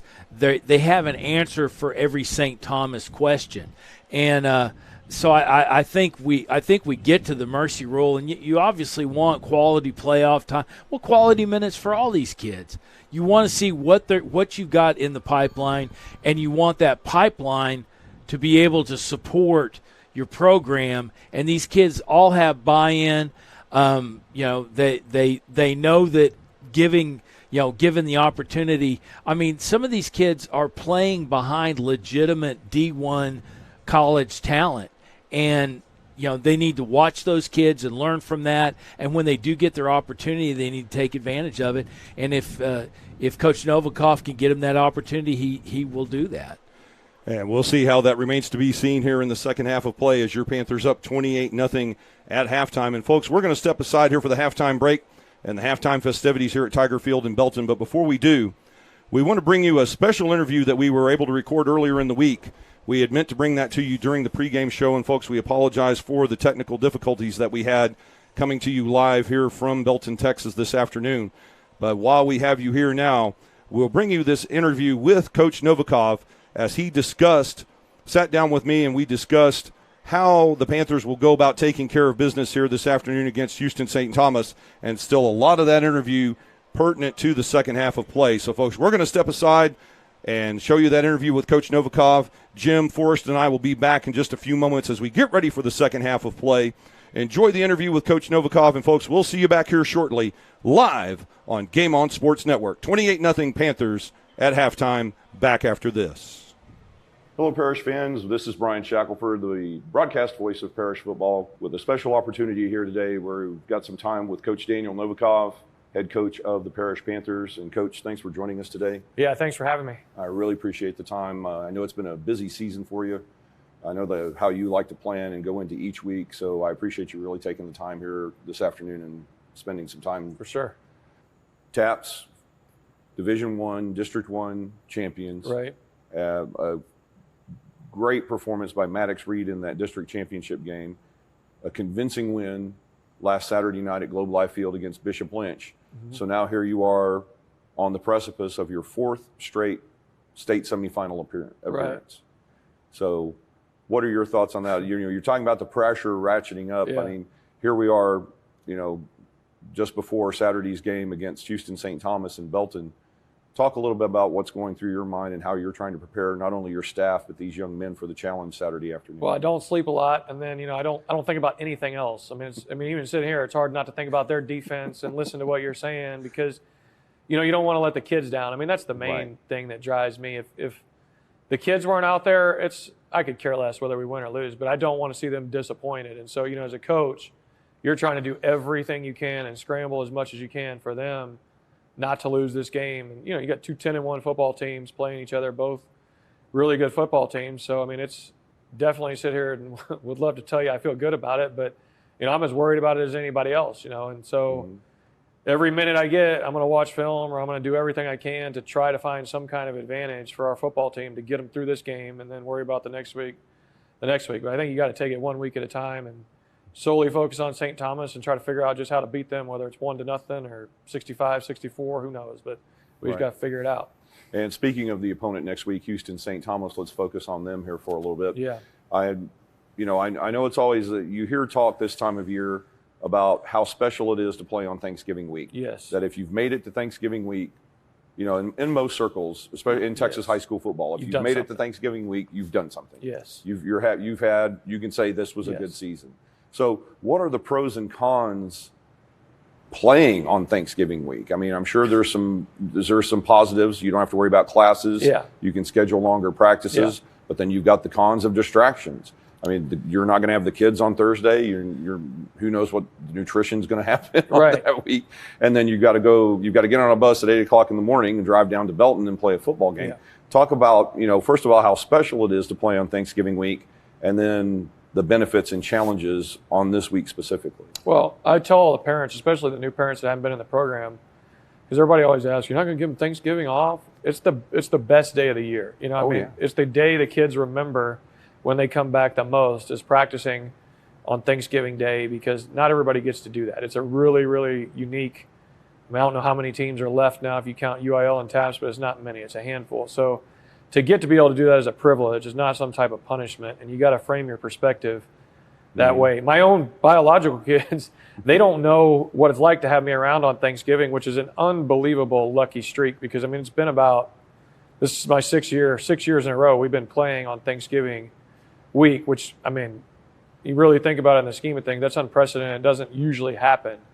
So, I was just trying to pinch myself as my oldest was like, you're never here on Thanksgiving. She doesn't remember me being at Thanksgiving, which is unbelievable, to think of the run and the luck and all the things that had to break right for me as a coach to be able to say every Thanksgiving I've been a head coach, we've been playing on Thanksgiving. And, I think when you look back on it, it is the best week because, like you said, you don't have the distraction of class. You don't have all the other stuff going on. You got their undivided attention. And, yeah, I mean, you worry a little bit about what they eat, but we don't play till 2 days later, and these are 18-year-old kids. So whatever they put in, they eat Chick-fil-A and McDonald's and everything all day, every day anyway. So I'm not as worried about that.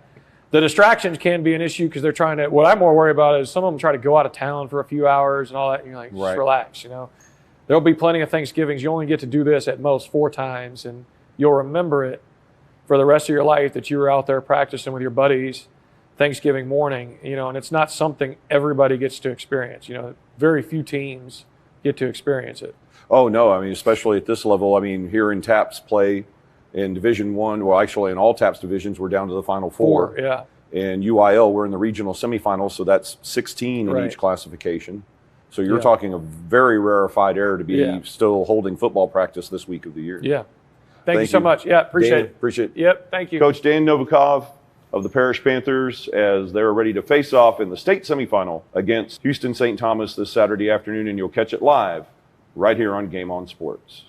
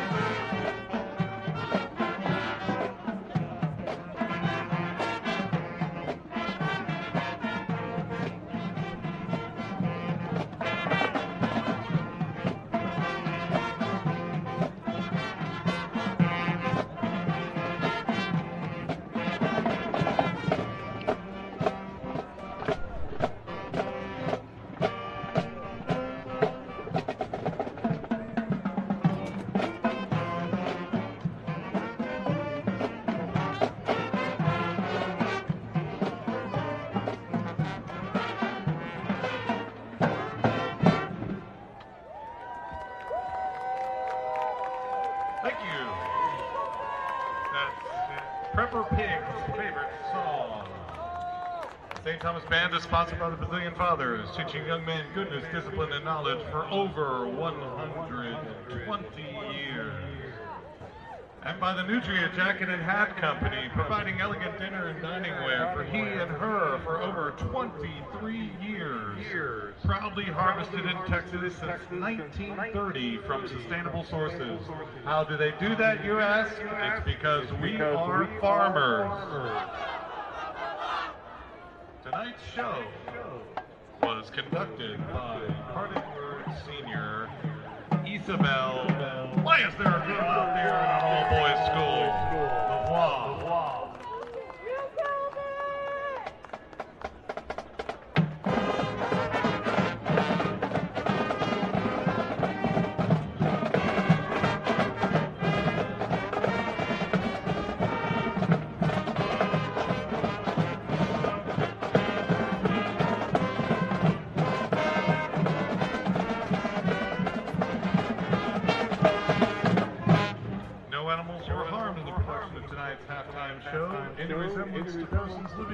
race is completely coincidental.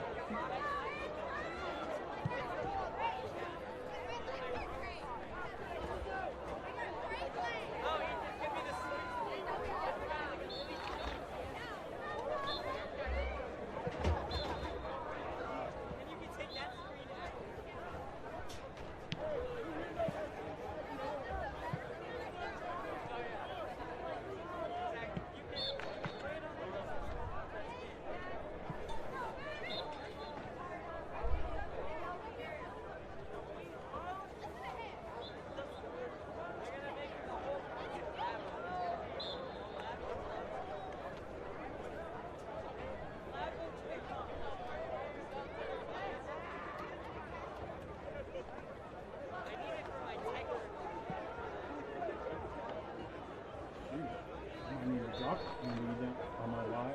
I don't know.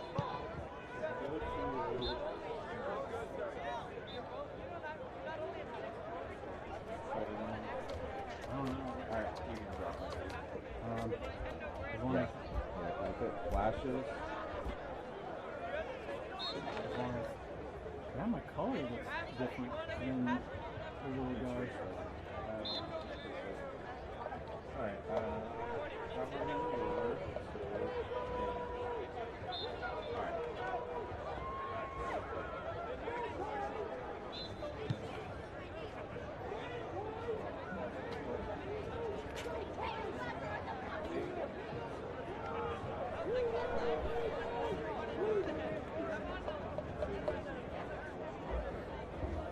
And folks, welcome back here to Tiger Field in Belton, Texas. Brian Shackelford here alongside Jim Dixon and Forrest Baldwin down on the sideline. And Jim, as we return here to the halftime break, Parish 28, Houston St. Thomas nothing. Everything going right for the Panthers. Coach Will Galusha and his defensive squad pitching a shutout. And the Panthers just 24 minutes away to punching their ticket to face off against Prestonwood Christian in the state championship game.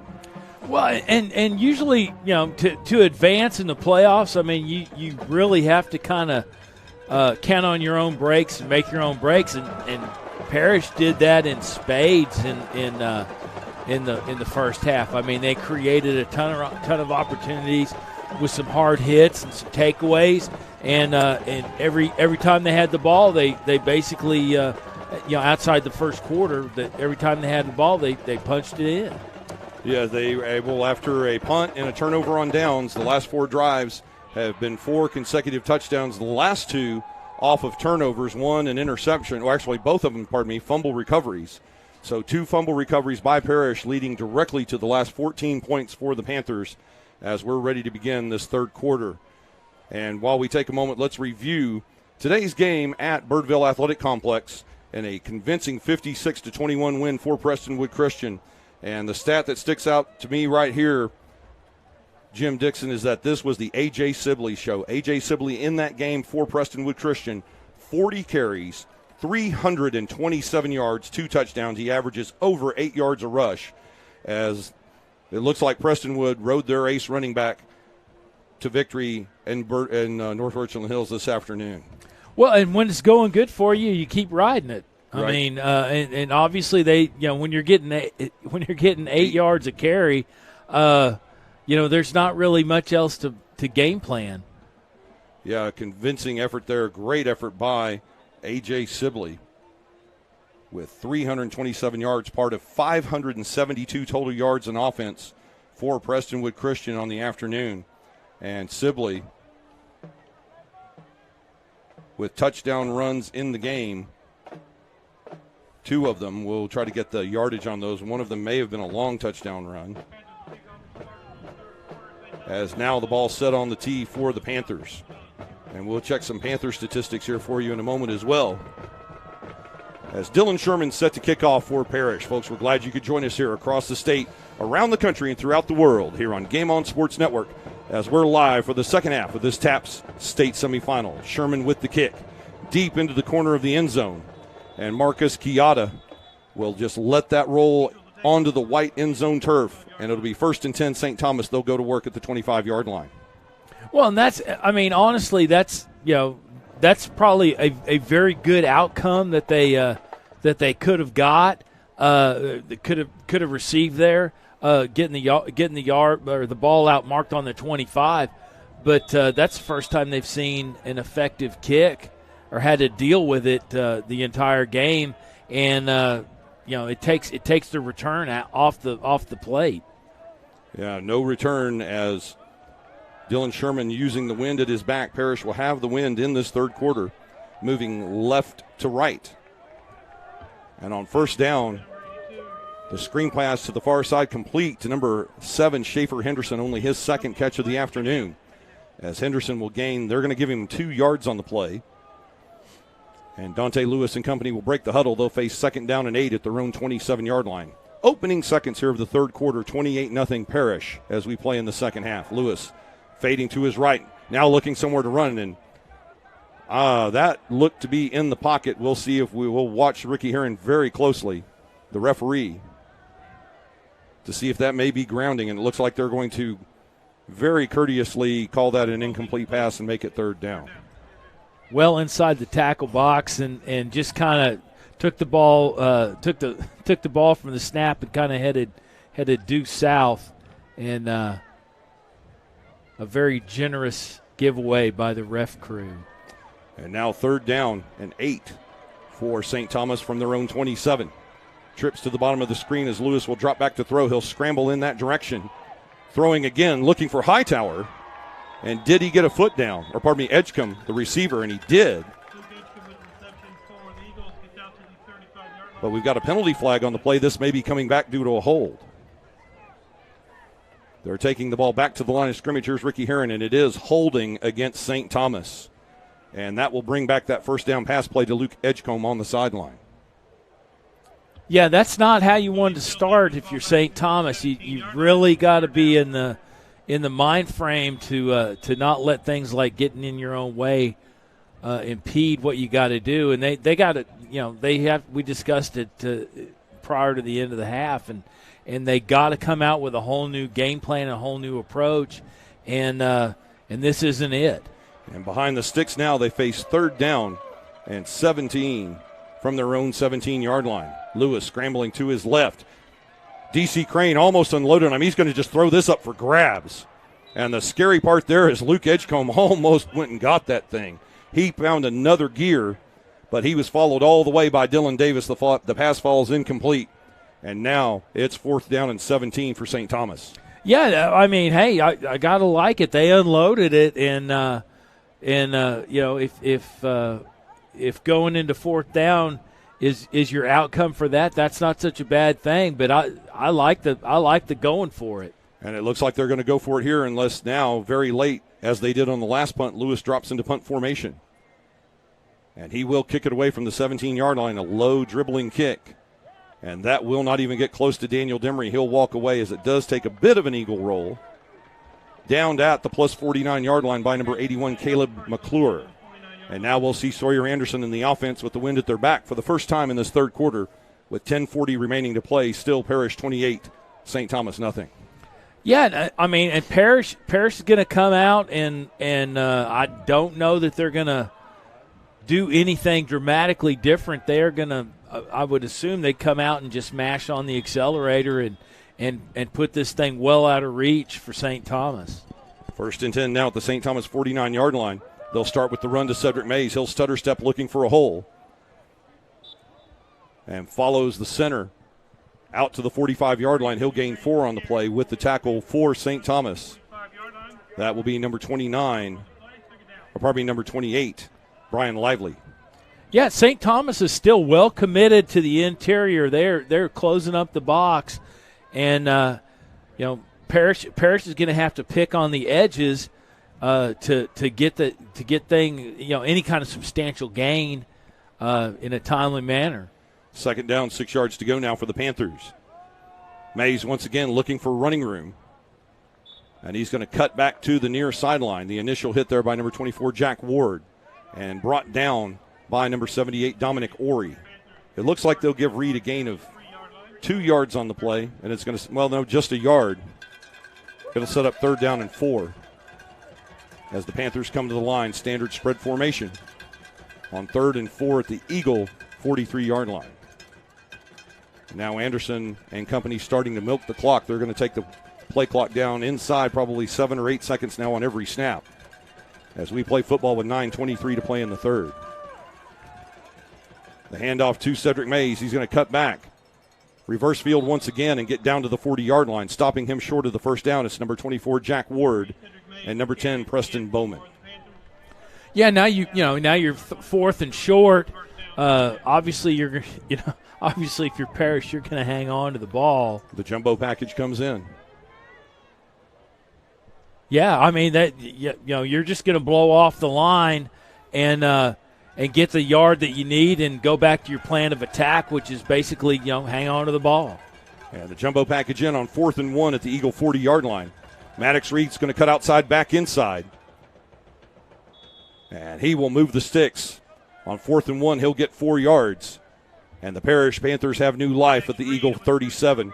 And I think this is going to be very much like the drive that we saw in the first half, that 11-play, 61-yard drive to open the scoring. They're just going to just punch the ball in there 3, 4, 5 yards at a time and probably milk that clock down under 10 every time. Yeah, and honestly, you just want to get out of here. You want to maintain possession, win the time of possession, and take advantage, and don't worry about quick strikes, and keep moving the ball upfield.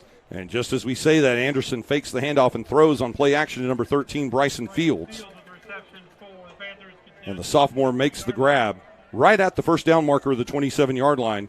A very nice in route for Fields as he'll move the sticks. The Panthers have the ball now. 1st and 10 at the Eagle 27. 2 receivers to each side. Cedric Mays the back. Anderson will roll to his right, looking to throw. Hits the short route complete to Hutch Crow. Nice stiff arm by Crow at the 22. And he'll work his way down to the 16-yard line. Hutch Crow wanted the extra yards after catch there, Jim, and he adds on 6 to move the sticks for the Panthers.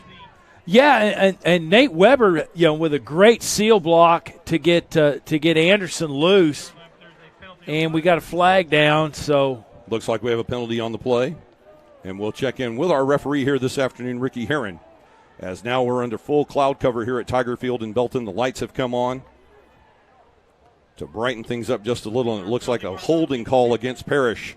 We'll take the ball back to the 37-yard line.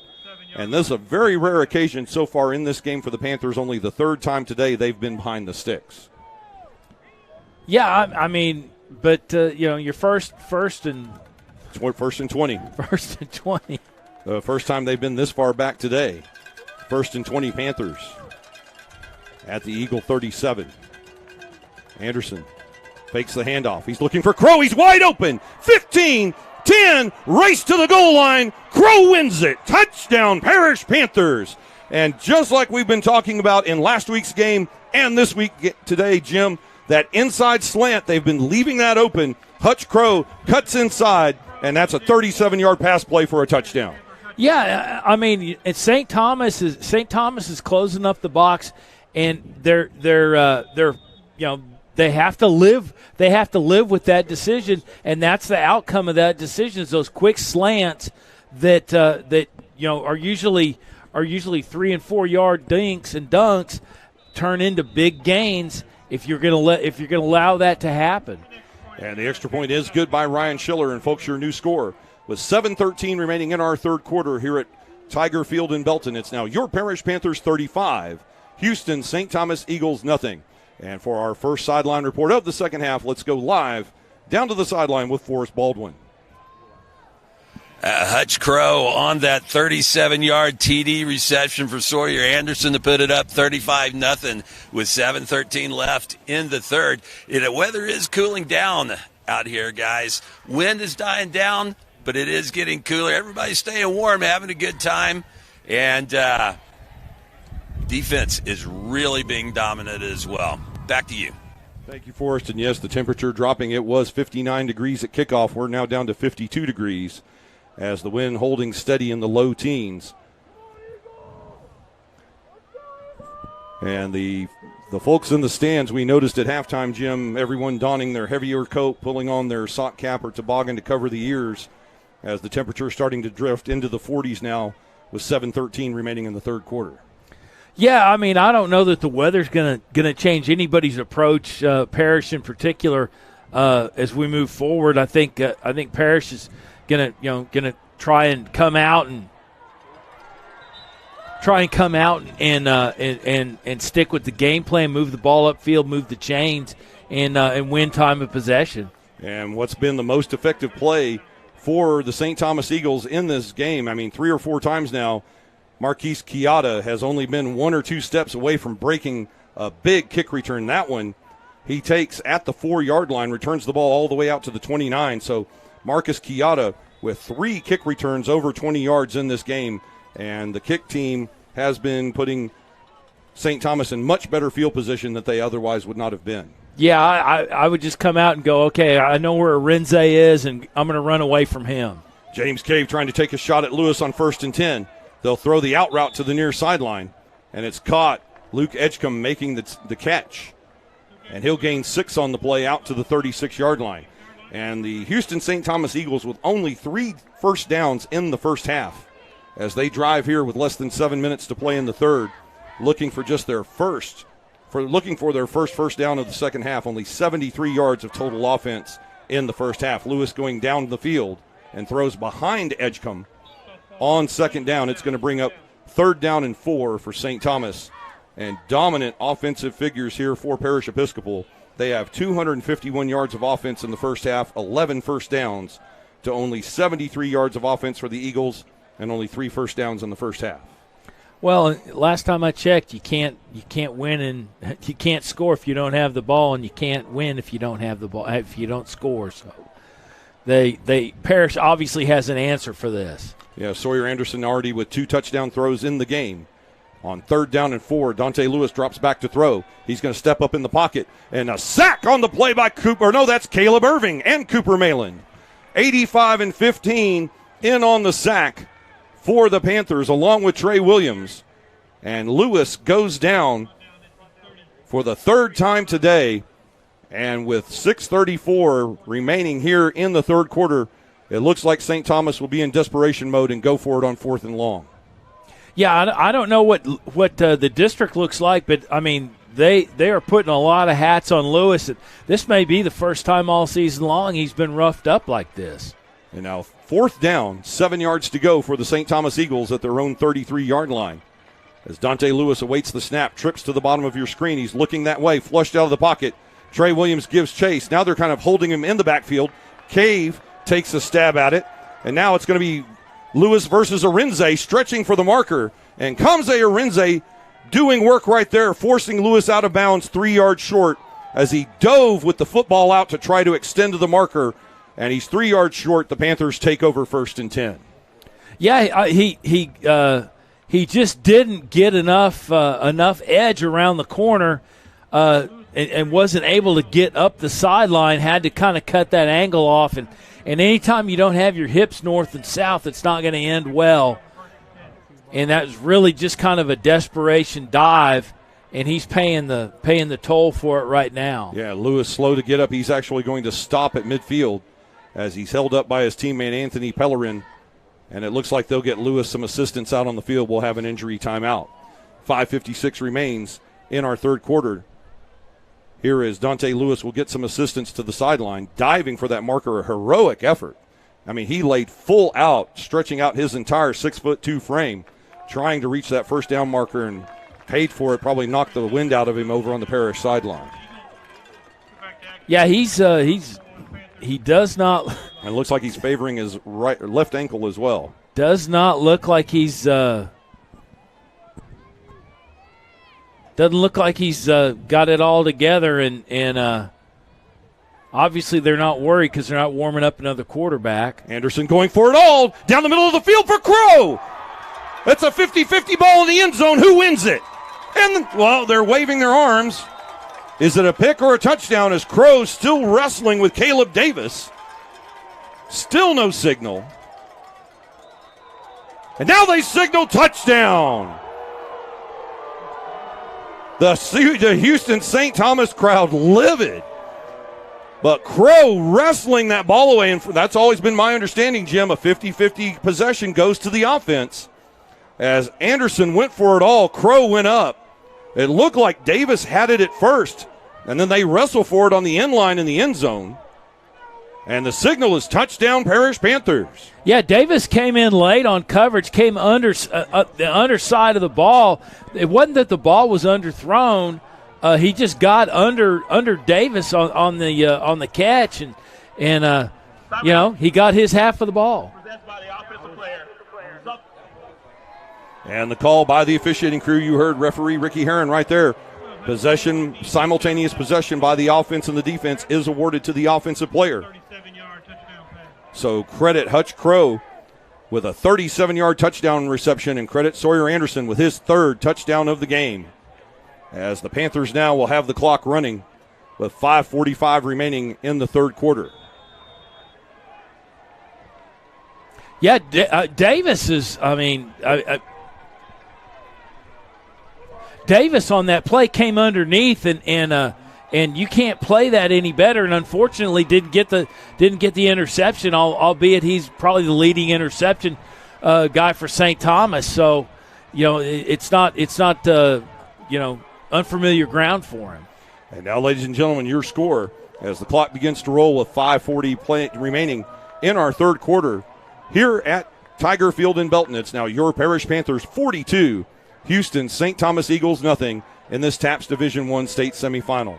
And it appears this may be a learning experience for this crew, Jim, as you said previously, they're used to doing UIL games all season. Still waiting for the mercy rule clock to kick in here with 5:45 to play in the third. Yeah, they're gonna get their taste of it for the first time, and they're gonna go to UIL meetings over the break, and they're gonna ask for the mercy rule there. Right. Well, I have had that conversation with several officiating crews, and most people agree that would be beneficial in UIL play. So it'll be one of those interesting things to see how it goes, because as you and I have discussed on many occasions, it's really not much benefit for a team to, once they're down by more than 40 points, to really have to suffer through, any further damage. Let's get both teams off the field safe and healthy and move on to next week. Yeah, and it really pulls the cuffs off the coach, where he could get kids in that he wants to look at, and that he wants to look at, and St. Thomas is upset about something. I don't know what they're. Well, I think the St. Thomas crowd booing the officiating crew, as Ricky Herron, the referee for today's game, is over on the sideline trying to get the personnel upstairs to begin running the clock. No penalty flags on the field, so I don't think that the St. Thomas coaching staff has done or said anything they shouldn't have. He's just over here trying to communicate with the folks upstairs. Well, they were incensed about something. They're still not happy that they called that a touchdown pass. Well, and I have to say, if it went the other way, I'm sure the Parish faithful on the other side would be in full throat just the same. Well, on a 50-50 possession with both players on the ground, the offensive player is awarded possession, and that's just how it goes. And if you're upset, I'm sorry. It's that is pretty much the standard rule at every level. Yeah. Well, it's kind of like church. Many attend, but few understand. A little sunshine now coming back out on the field as we await the kickoff. And now the clock running, as I don't even think of the folks here from Belton ISD who have graciously hosted us here this afternoon. I don't believe they were aware of the mercy rule as well. No, but they're gonna pitch for it at UIL down the road in Austin. And we'll see how things go now with the clock running. Dylan Sherman set to kick for the Panthers. He'll put his foot into the ball, wind at his back. And Kiata is just going to let that go 5 yards deep into the end zone and not even touch it. And St. Thomas will start once again, 1st and 10 from their own 25-yard line. And once again, Jim, effective special teams play as Sherman putting the ball into the end zone to just remove Marquise Kiata from the equation. Well, and they really remove one of the table legs for them, because that's one of the things that they could have taken advantage of and had an opportunity with the special teams. And with not getting any return, albeit you're guaranteed the 25, but you're not guaranteed any kind of opportunity that you can take advantage of. Now, first down, the throw from Lewis complete to number 82, Luke Edgecombe. He's got his second big grab of the day, this one out to the 42-yard line. A 17-yard pitch and catch for the Eagles. That'll move the sticks, 1st down and 10. Yeah, St. Thomas highly effective on that play on offense, just not enough of it today. And once again, they'll go back to it. Lewis back to throw on 1st and 10 at the 45. Has lots of time as the second unit in on the defense. And that pass almost picked off. Guy Stern looking to make the pick. As now with the clock running, we do see the second team defensive unit for the first time this afternoon. And that will get these young men valuable playing time should they be called upon next Friday night in Waco ISD Stadium. Yeah, and Schaefer Henderson got turned around on that, albeit he's been quite productive this season for St. Thomas. But they are just airing it out. I like seeing this. And now another big catch there with the grab, number 13, Trey Robinson. And you wonder why you didn't see this earlier in the game. As, now with the clock running, 3:26 to go, it's another 1st and 10 for St. Thomas at the Panther 34. But then this is also the second-team defensive unit in play. I was about to add you're not playing their second team, so. Lewis now scrambling to the near side. He'll throw down the sideline behind Luke Edgecombe. And that pass falls incomplete, giving chase to Dante Lewis, number 18, Ty Whitty, for the Panthers. 2nd down coming up. Well, and you see St. Thomas. I mean, they can be effective in fits and starts. They just didn't come out of the gates and establish that early enough where we saw Parish kind of not struggle, but certainly were pressed in the first quarter of the last game, and you're seeing that now from St. Thomas in fits and starts, but just not as effective as a consistent play. And Dante Lewis scrambling again there on 2nd down and 10, throws behind number 13 Trey Robinson. Robinson able to get one hand on it, but cannot bring in the ball. It's going to be 2nd down and 10 as the clock moves to hit the 2-minute mark remaining in our third quarter. As Parish leads in this state semifinal 42-0 over St. Thomas. 2nd and 10 now for the Eagles. Lewis is back to throw, stays in the pocket, goes down the middle of the field. Luke Edgecombe, 20-yard line, 10. Reaching for the marker. Let's see where they mark him out of bounds. They don't call a touchdown. They're going to mark him out of bounds at the 4-yard line. Yeah, he was forced out, stepped out, and just before really, the dive. Yeah, just kind of lunged at he was out on the dive, but lunged in and again a very effective play against a solid Parish second team. And now 1st and goal for St. Thomas at the Parish 4-yard line. Whitty with Vara the back. They're going to fake the handoff, and Lewis is going to take it and just stroll into the end zone on the far side. As Houston St. Thomas will put 6 on the board here with just over a minute to play in the third quarter. Yeah, even in the playoffs with St. Thomas down as they are, you like seeing the fact that they are trying to stay in it. They're doing what they can, and they're gonna get out of here. At least showing that they're a capable team of reaching this point in the playoffs. Michael Taylor on to attempt the extra point for the Eagles. And his kick splits the uprights as Caleb Davis holds. And folks, your new score with just over 30 seconds remaining in our third quarter here in the TAPS Division I state semifinal. It's now your Parish Panthers 42, Houston St. Thomas Eagles 7. And as you said, Jim, Dante Lewis, very effective against the Panthers' second unit, out scrambling more, must have more room to run side to side. You don't have the containment there that you normally would with Trey Williams and Caleb Irving on either side of the football. But this still, even though they did give up the touchdown, valuable experience and work for that second-team unit here in a state semifinal game. Yeah, and they call football the game of inches, and really, honestly, that's all you're giving up. On a second team player, is they're just a step behind.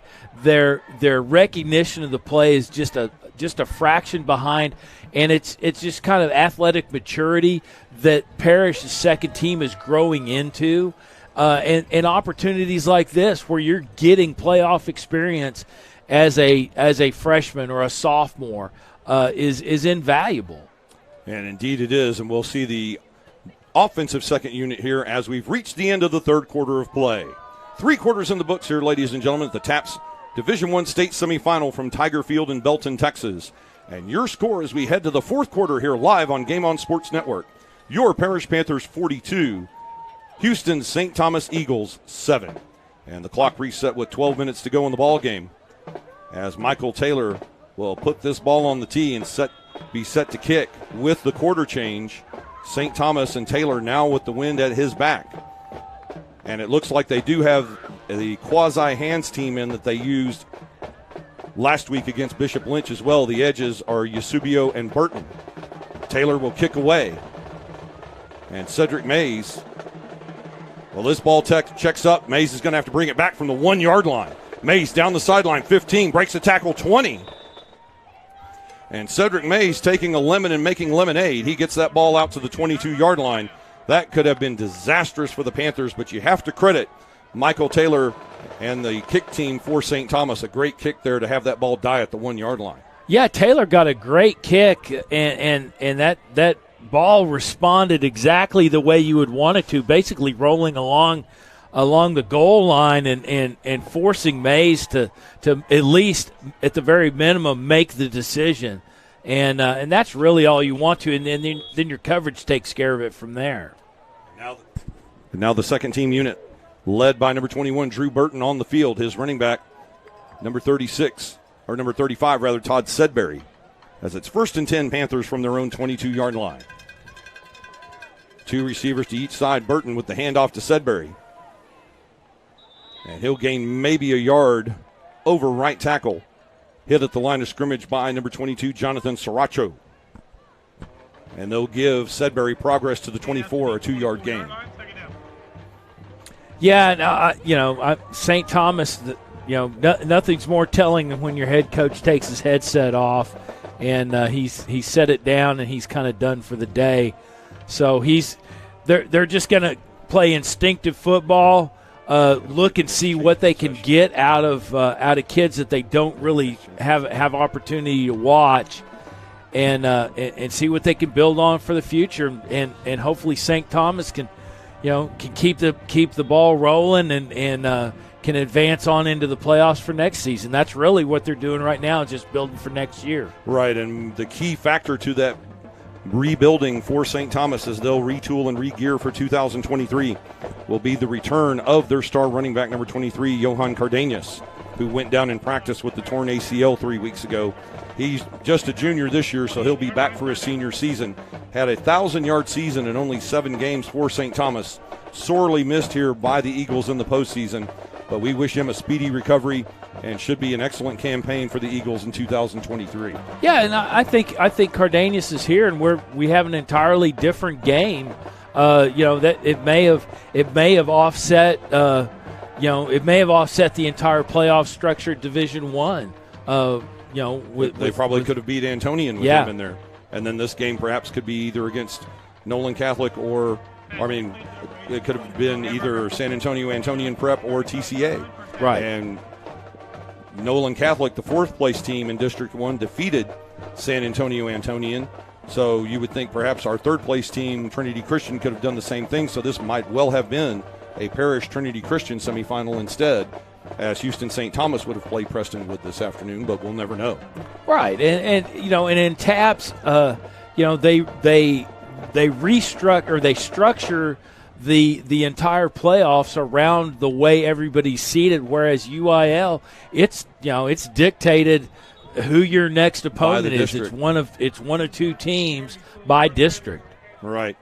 And Parish with a first down out to the 35-yard line. Drew Burton, the keeper, on first down. He's out to the 37-yard line. As Matt Faulkner calls Burton's number on that play. He'll gain 2. And the second unit on the field, they're going to face 2nd down and 8 yards to go as the clock moves under 8 minutes remaining.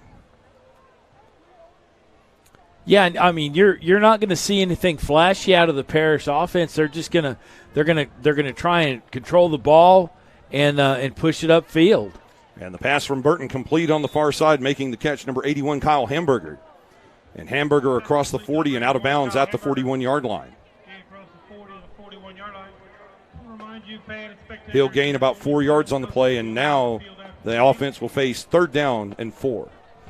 Yeah, and Hamburger comes to mind as one of these kids that we saw early in the season, and he was getting his legs under him. He was a little shaky, and he's kind of grown. And these opportunities to play in these kind of closing moments of games, that's provided structure and growth for him. Burton with the handoff to Sedberry as the second team offense does an effective job of milking the play clock all the way down to 1 second. And Sedberry will gain the 4 yards needed on the play to move the sticks. And the Panthers have a fresh set of downs at their own 45, as the second team unit's goal right now is to keep that clock moving.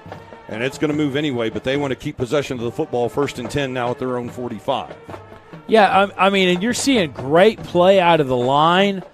These kids are coming off the ball. They're opening seams up. They're creating holes, and they're doing what's asked of them.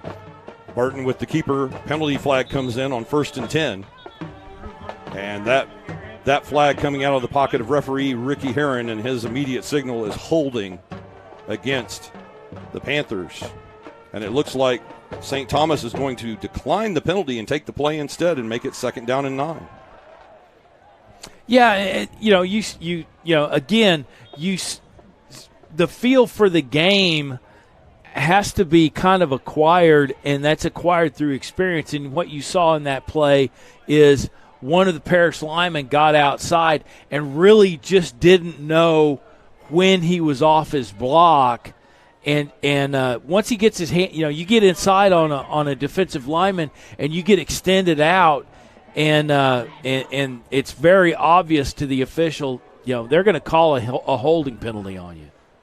The St. Thomas Eagles decline the holding penalty, make it 2nd down and 9. Burton now with the keeper coming to the near side, looking for room. Another penalty flag comes in as Burton gets close to midfield, and he's taken out of bounds by number 22, James Dickinson. The penalty flag moved up to the 45-yard line, and we'll check that call with today's officiating crew. Another hold, and they're going to decline it as well, probably. This hold, holding again the call against Parish, and they're going to decline it and just allow the second team to continue to play this out and make it 3rd down and 6.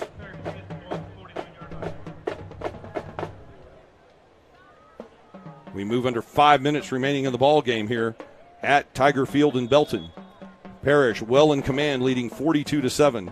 The Mercy Rule clock in play as St. Thomas scored late, just scoring at the tail end of the 3rd quarter as Parish had already been up 42-0. And following the play, it's now 3rd down and 6 for the Panthers at their own 49-yard line. Drew Burton back to pass. No, he'll hand off instead. Todd Sudbury with the carry into Eagles territory.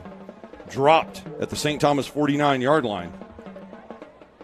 Yeah, Sudbury cleared the line, made it through the hole, tried to cut back, and ran into one of the St. Thomas defenders, or one of the St. Thomas defenders ran into him.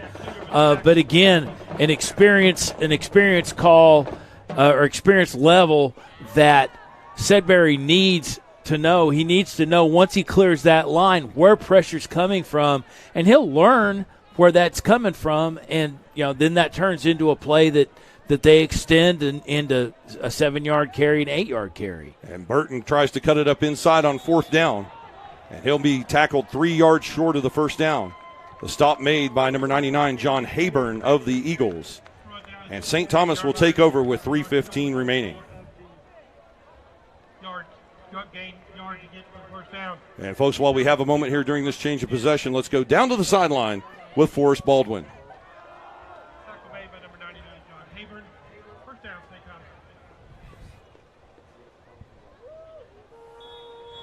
Hey, guys, just because the clock's running and the second team guys are getting in now, that does not mean that the coaching staff is quitting. After that defensive unit came off, after leaving that touchdown on the field by the Eagles, Coach Galusa had them on the sideline, talking them up, making sure everybody knew their positions, what their coverage schemes were, and getting them pumped up to get back out there. So coaching doesn't end when the second team comes in. Back to Jim and Brian. Thank you, Forrest. And no gain for the Eagles on 1st down. They'll face 2nd down and 10 at their own 49-yard line as we move inside the final 2:20 of this ball game. Dante Lewis still at quarterback. He's going to hand off to the probably the 3rd-string running back, number 28, Brian Lively, as it looks like the day has ended for Raymond Vara. And as you had said earlier, Jim, it looks like Coach McGuire and the Eagles are going to use this last 2 minutes to get some looks at some younger kids, give them a chance to say they've played in a state semifinal, and start preparing for 2023.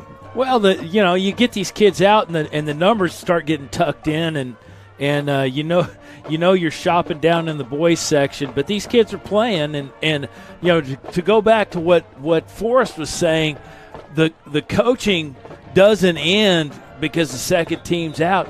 There's an expectation of Parish and frankly St. Thomas I mean, you don't reach this level in TAPS without an expectation from your coaching staff of, hey, you're going to produce at this level and we're going to hold you accountable.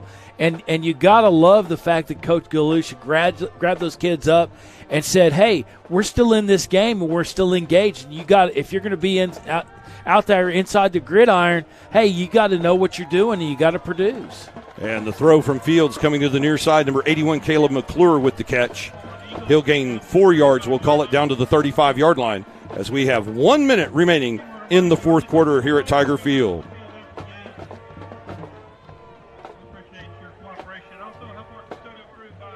It will be second down and 6 as Fields is going to sidearm that a la Patrick Holmes, looking for Preston Bowman. And Bowman well covered on the play by number 82, Ben Goldstein. Third down coming up. I mean, I don't want to question. Yeah, I think your form's your form. You need to stick with it. I think there's a lot of adaptation that players see, in the new brand of the NFL, and you're seeing a lot of that played out here, and a lot of it is just it's trial and error.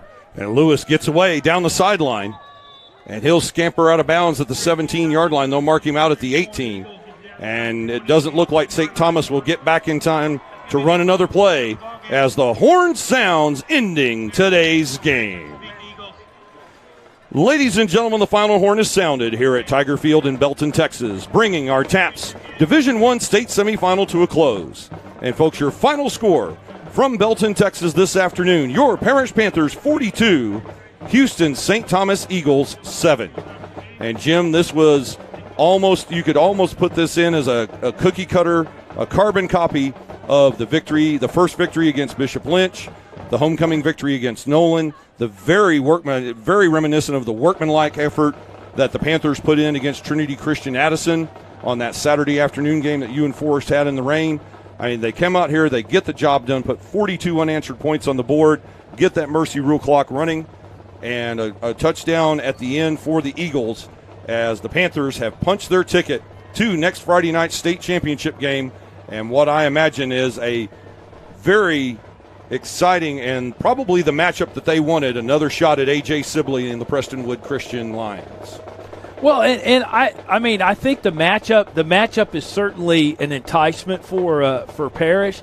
I think it's not that there's a conceit by any stretch of the imagination, but this entire schedule, this entire team and schedule was constructed around reaching the TAPS championship, state championship, and I think if they fell short, it was going to be a desperate failure, which by no stretch of the imagination was that in play. But the fact that they from the very onset of this season and well into the offseason from last year, they knew what was ahead of them, and they built this thing around reaching and achieving this goal. And I think that's part of the workmanlike structure that you're seeing. You're also seeing where things started getting off the rails a little bit in the start of the second quarter, and the discipline stepped in and everybody got engaged, and that goes back to coaching, the coordinators, the leadership, the student-athlete leadership. That goes back to everything. And these kids, they all know what their objective is. No, this objective set out many months ago. Like you said, you talk very often about, especially the big boys up front on both sides of the football. They decide whether this game is won or lost in the weight room in January and February. And certainly when the football team got together for the first time this season, the date they had pinned in and penciled on their calendar was Friday night, December 2nd in Waco. Yeah, it's great that you have that ability, and you have the ability to decide what you're gonna accomplish and how you're gonna accomplish it. And just there's not a lot of teams out there. State championships don't grow on trees. You don't drive by and pick them off. No, they are earned. Yeah, they're earned and they're harvested, and that's even a better word. I like that even better. And they, Parish constructed this thing to take advantage of that opportunity. And, folks, while we have a moment before we start the post-game interviews, let's go down and get some post-game thoughts from our sideline reporter, Forrest Baldwin.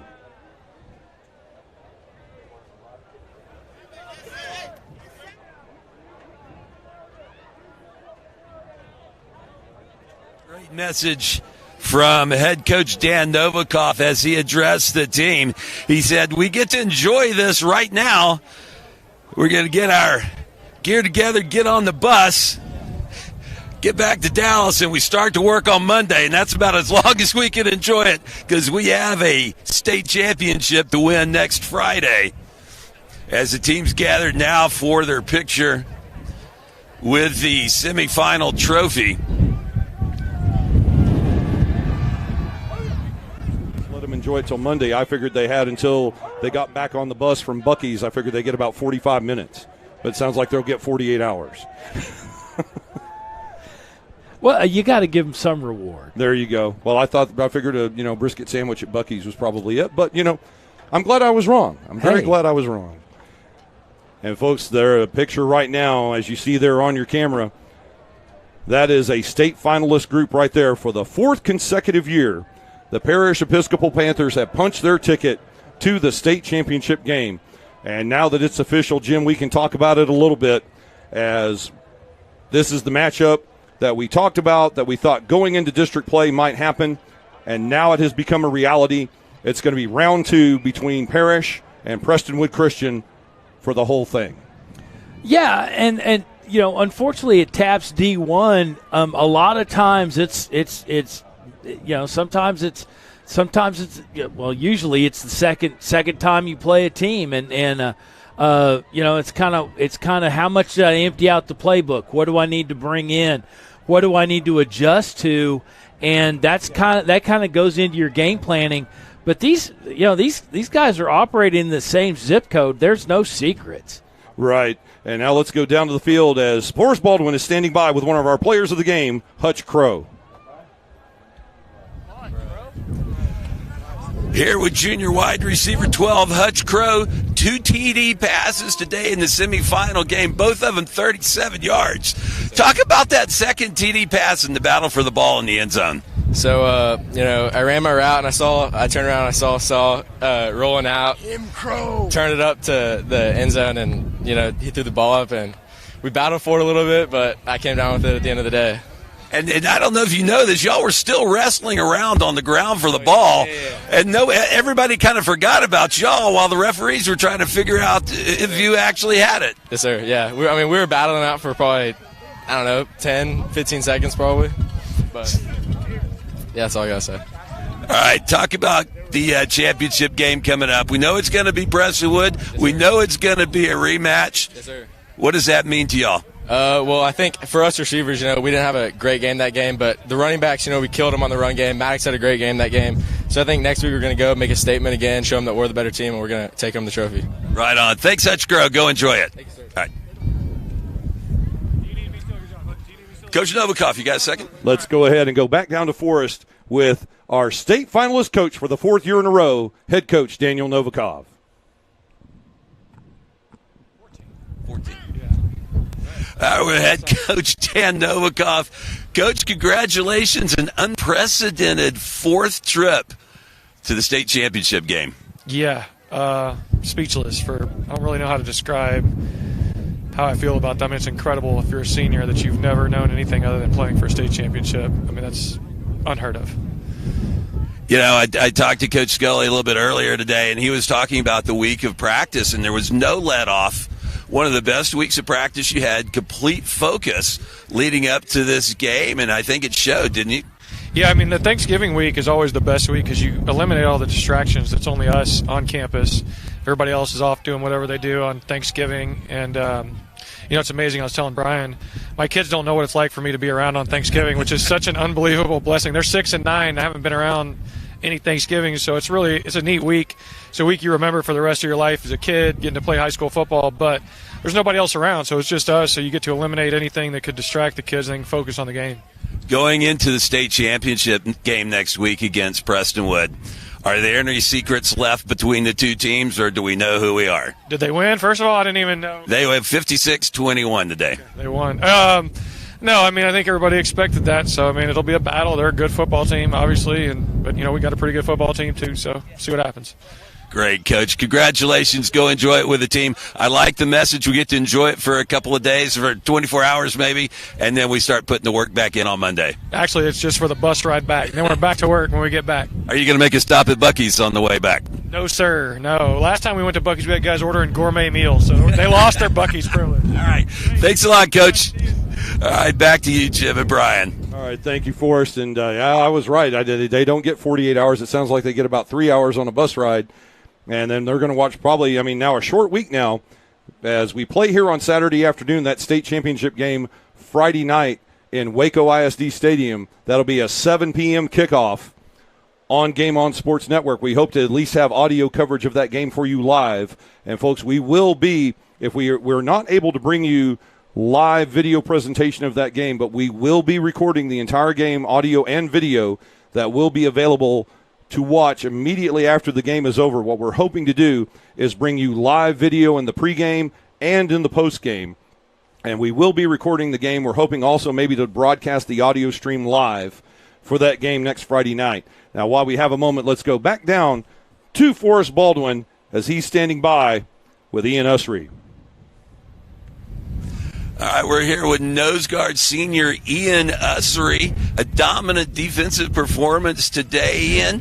What was the key to the game in keeping that offense that was averaging 35 points per game under control today? Well, it's really just going back to the basics, everything that we worked on this summer, just playing our own game, and just listening to what our coach had his game plan and everything, just doing the basics. That's what all it came down to. So, in my eyes, a special player, Ian. You grew up in this program, playing middle school football. In fact, at one point, I think I tried to make you a quarterback in middle school. So what does it mean growing up through the program, being part of this? Chase Burton as well, one of your lifelong teammates at Parish, and now going for your fourth state championship. That just must be incredible. No, it's so unbelievable to think about. It's surreal. The moment really hasn't sunk in yet. Hopefully it will soon, but I just can't believe we've done all that we've accomplished, and from scout team and all the way up to starting. It's been a long journey, but it's totally been worth it. So. Great. Congratulations. Go enjoy it with your teammates. Let's beat Prestonwood next week. For sure. Thank you. All right. Thanks, Ian. Thank you. Yeah, thank you, Ian Back Usry. up to the booth. Thank you, Forrest, and thank you to Ian Usry, as we were able to get a few moments with that young man, and hopefully we'll make him promise to have another interview with us next week with Forrest Baldwin. Hopefully we have a special moment next week with Ian Usry and Coach Baldwin. As he said, he's been coaching. He started coaching that young man in 7th grade, and now Ian Usry, a senior, 3 championship rings already, and this senior class of 25 young men get a chance to do something that people almost never get to do, and that's from freshman through senior year, win 4 straight state championships. Well, I think from these interviews, I think there's two points that I want to touch on that may have been overlooked. The fact that Forrest Baldwin tried to make Ian Usry a quarterback, but the fact is that might be a reason why he's not coaching middle school football. Well, anymore. but I think the thing that's overlooked is athletes are going to athlete. That is a true statement. And if you can get a kid that is a down lineman, and he has the athletic ability to be a quarterback, then you're doing something right. And the other thing is you got to go all the way down to Coach Novikov's kids to find a losing record. He's 6-9. Indeed. And Novikov, and a very touching thought there, he talks about how this is now 4 years in a row that he's been able to hold practice with the team on Thanksgiving Day, and his daughters who are 6 and 9. So this started 4 years ago when they were 5 and 2. They haven't spent Thanksgiving Day with Dad. I mean, he says it's fun. We might have to ask Mrs. Novikov about that, but still, as we had said before earlier in the broadcast, if your team is still playing football on Thanksgiving weekend, the program is doing something right. Well, and here's the thing: it's part of the grind, and it's part of the grind that these families and these coaches and individuals and players all want this. I mean, they 100%. You just do things differently. It's not like you're missing time. No, that time gets played out somewhere else. Right. Well, I mean, it's like because the Cowboys always play on Thanksgiving, and you think, oh, they miss Thanksgiving because they play in the middle of the afternoon. They have Thanksgiving on Friday. Yeah, I mean, it's just how it's how you allot that time. You still get the time in, but I don't think there's a person on this squad or on this field that would trade places. Oh no, I think to a man, every one of these young men would gladly give up Thanksgiving dinner to have a shot at a state title, even if regardless of whether it was their first or, as we have for these seniors, the fourth one in a row.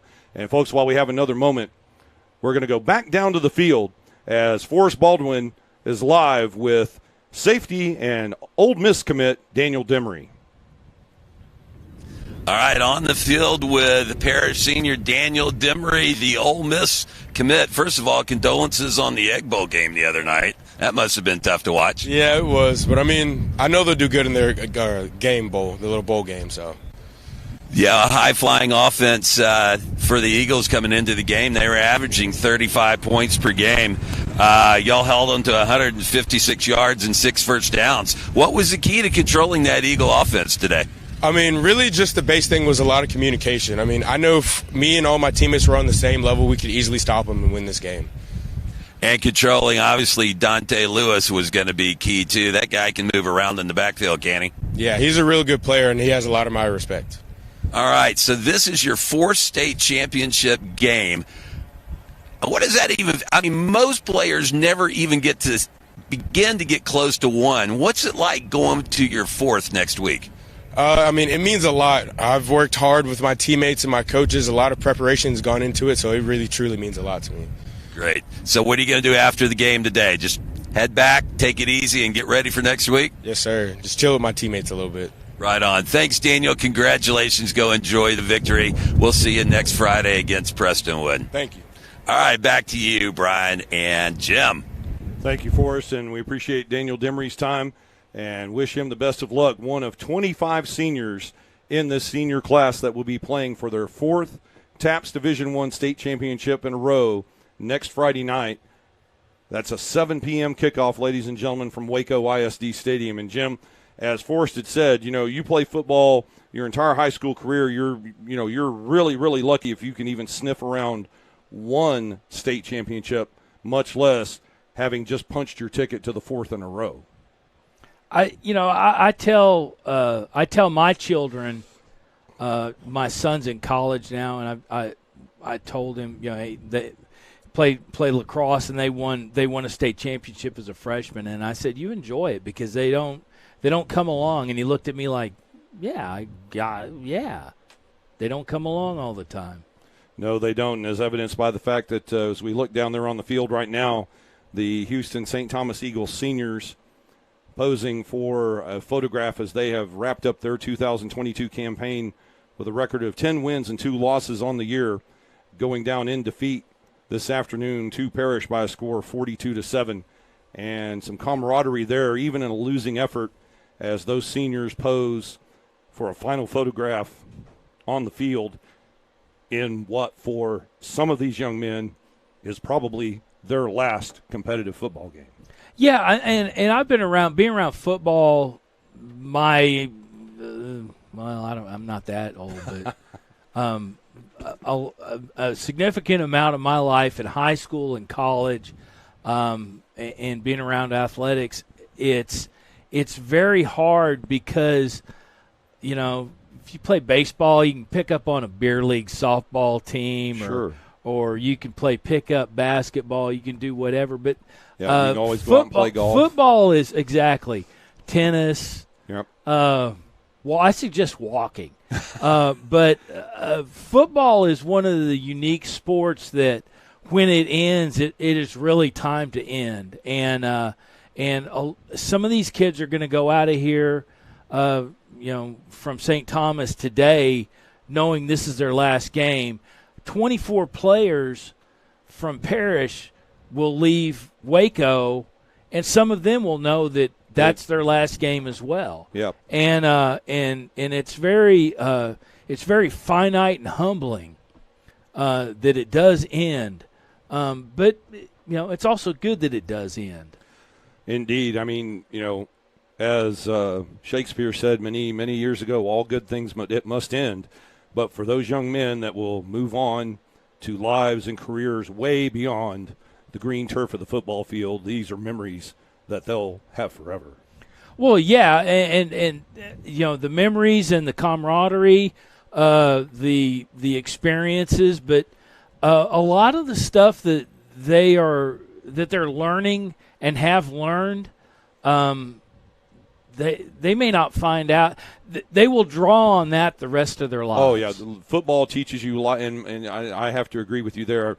I mean, team sports teaches you a lot of life lessons that go beyond the field of play, whatever that field of play may be. But I am a very firm believer that the team sport of American football teaches you more valuable life lessons that you'll use throughout your entire life away from the football field than perhaps any other sport Americans play.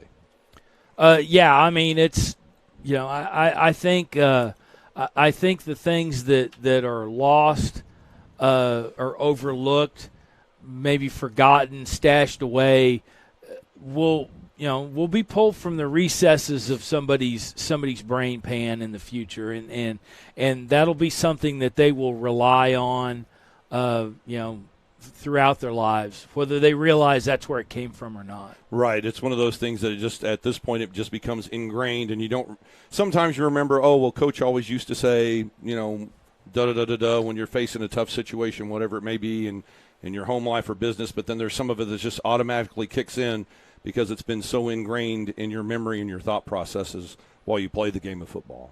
Yeah, and I mean, just the fact that you can, that's not something that you flippantly throw out. That's not something that you flippantly throw out onto the table that I won a state championship. Yeah, I won a state championship, or I won 4. I think that what is lost on a lot of people is what parish football means to so many of these players and so many of these families that are in the parish program, and unfortunately, it's not an opportunity that's afforded everybody at every school, and it's truly a gift and a blessing. And speaking of one of the men that can answer that question, having put 3 young men through this program, Forrest Baldwin, he can tell us a little bit about that, about the experience of the Parish family. Yeah, sorry about the voice, guys. I completely lost it down there on the field. Yeah, it's just a culture that these guys, and Coach Novikov said it at the end of the game today when he was talking to the players. Remember on whose shoulders you're standing on today as you go into an unprecedented 4th state championship game. Remember the guys that lost in the semifinals in 2009. Remember the guys that lost in the Ice Bowl in Clyde back in 2013. Remember the teams that went 3-7 as we were trying to establish, this program. And it just, when you're in the program, it's always good to step back and think about how just crazy this is, Brian and Jim, where you're going to your 4th state championship in a row. And that is just something in football in Texas is unheard of, and it puts you at a level with the Permian Basins of the world, the Midland Christians of the world, the Alitos of the world, the China Springs, the South Oak Cliffs, the big boys certainly in UIL is just spectacular. Yeah, and I mean to your point, Forrest. A lot of times the argument is, well, it's TAPS. Okay, well, that argument's gone. I mean, you don't have that argument. Not that after argument's the first been 5 games this year. No, that sir. argument's been arrested. So, well, as the judge, or I would say as the other lawyer says, when an objection has been raised, asked and answered, Your Honor. Yeah, I mean, I think these guys, they were given a gift, and Coach Novikov, with 23 seniors, really wanted to test the Parish Panthers beyond what was available to them just in their district. And hats off to him for taking that challenge and recognizing that, hey, we got to do this, and it may not be pretty, but we got to do it. Right, and we were able to delve into a little bit of that when I was able to sit down with Coach Novikov earlier this week for a long-form interview. And, folks, you'll want to stay tuned. Be sure to tune in to our Game On Sports social media sites on Twitter and Facebook, as not only will we be bringing you, or hopefully bringing you, a 1-hour pregame show next week live from Waco ISD Stadium, but prior to that pregame show, we want to air the interview that I had with Coach Novikov, where he talks exactly about that, about why he invited those UIL programs into Snyder Stadium to play against Parish, why he wanted to play South Oak Cliff, why he wanted to play Aledo, and it was very important to him to establish this program just to answer the question you had always talked about how people would scoff and say, it's TAPS football. I mean, Texas is one of those states, and I think you gentlemen will agree, that private school football has not been given its due. It's always been about the UIL. It's always been about how great the Planos of the world were in the 70s and 80s, the Odessa Permians, lately the Aledos of the world, Salina, as they move up. And I hate to say it being a Keller resident, but South Lake Carroll too. I mean, these programs have dominated in Texas high school football on the public side. But you go to other states, California, the big schools in California are all private schools. Mater Dei and those guys. In Las Vegas, Bishop Gorman. Or you go back up on the East Coast, Ohio, you've got Cincinnati Elder, those teams. Usually you get away from Texas and get to either coast, and it's all about private school football and not necessarily the public schools. Well, and to your point, that's very true, and you see a lot of that where you go to the Midwest, and you can kind of pick and choose how you grow your program, and that's really not an opportunity here.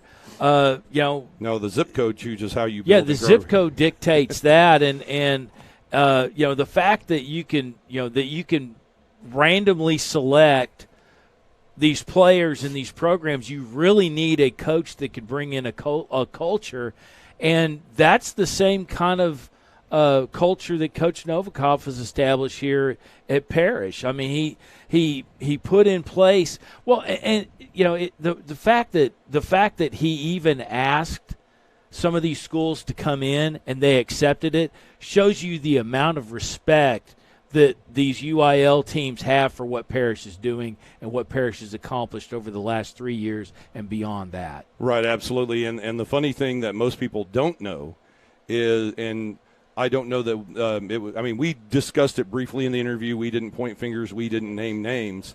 But Coach Novikov also talked about the people that he called this offseason to invite to play Parish and UIL who said no.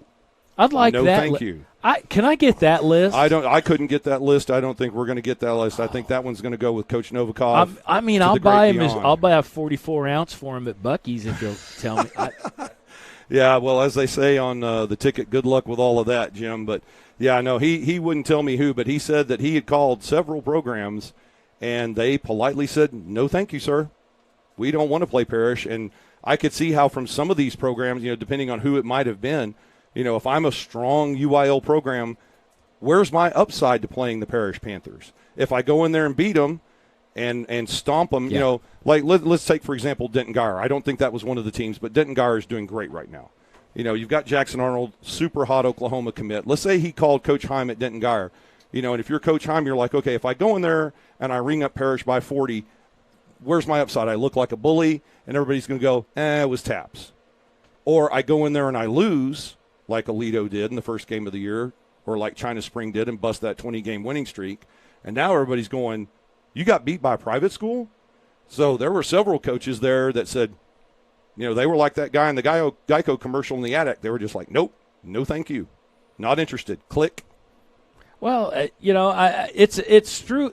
It's truly a and it was more than one. Yeah, it's truly a lengthy test to get to that opportunity, and I think there's very few coaches, and one that comes to mind is Gary Patterson at TCU when they were trying to come back into the Big 12, where they were a tweener, and you didn't want to take them on because you don't want to pay them. And you don't want to take them on because you don't want to do a home and home with them. So right. You have that forced. Basically from your question, you already have to know. Right. And the fact that some of these teams came in and decided to play, hey, hats off to them. Absolutely. I mean, but I salute that gentleman, those coaches who were willing to take that challenge, win, lose, or draw. Yeah, but now the question's answered. Indeed. And before it was a very simple, move on. Right. And as we all learn in English class, what moves on from a question that has been asked and answered is the statement that the Parish Panthers hope to make next Friday night in Waco ISD Stadium as they fight to hoist a fourth straight championship banner and face off against Prestonwood.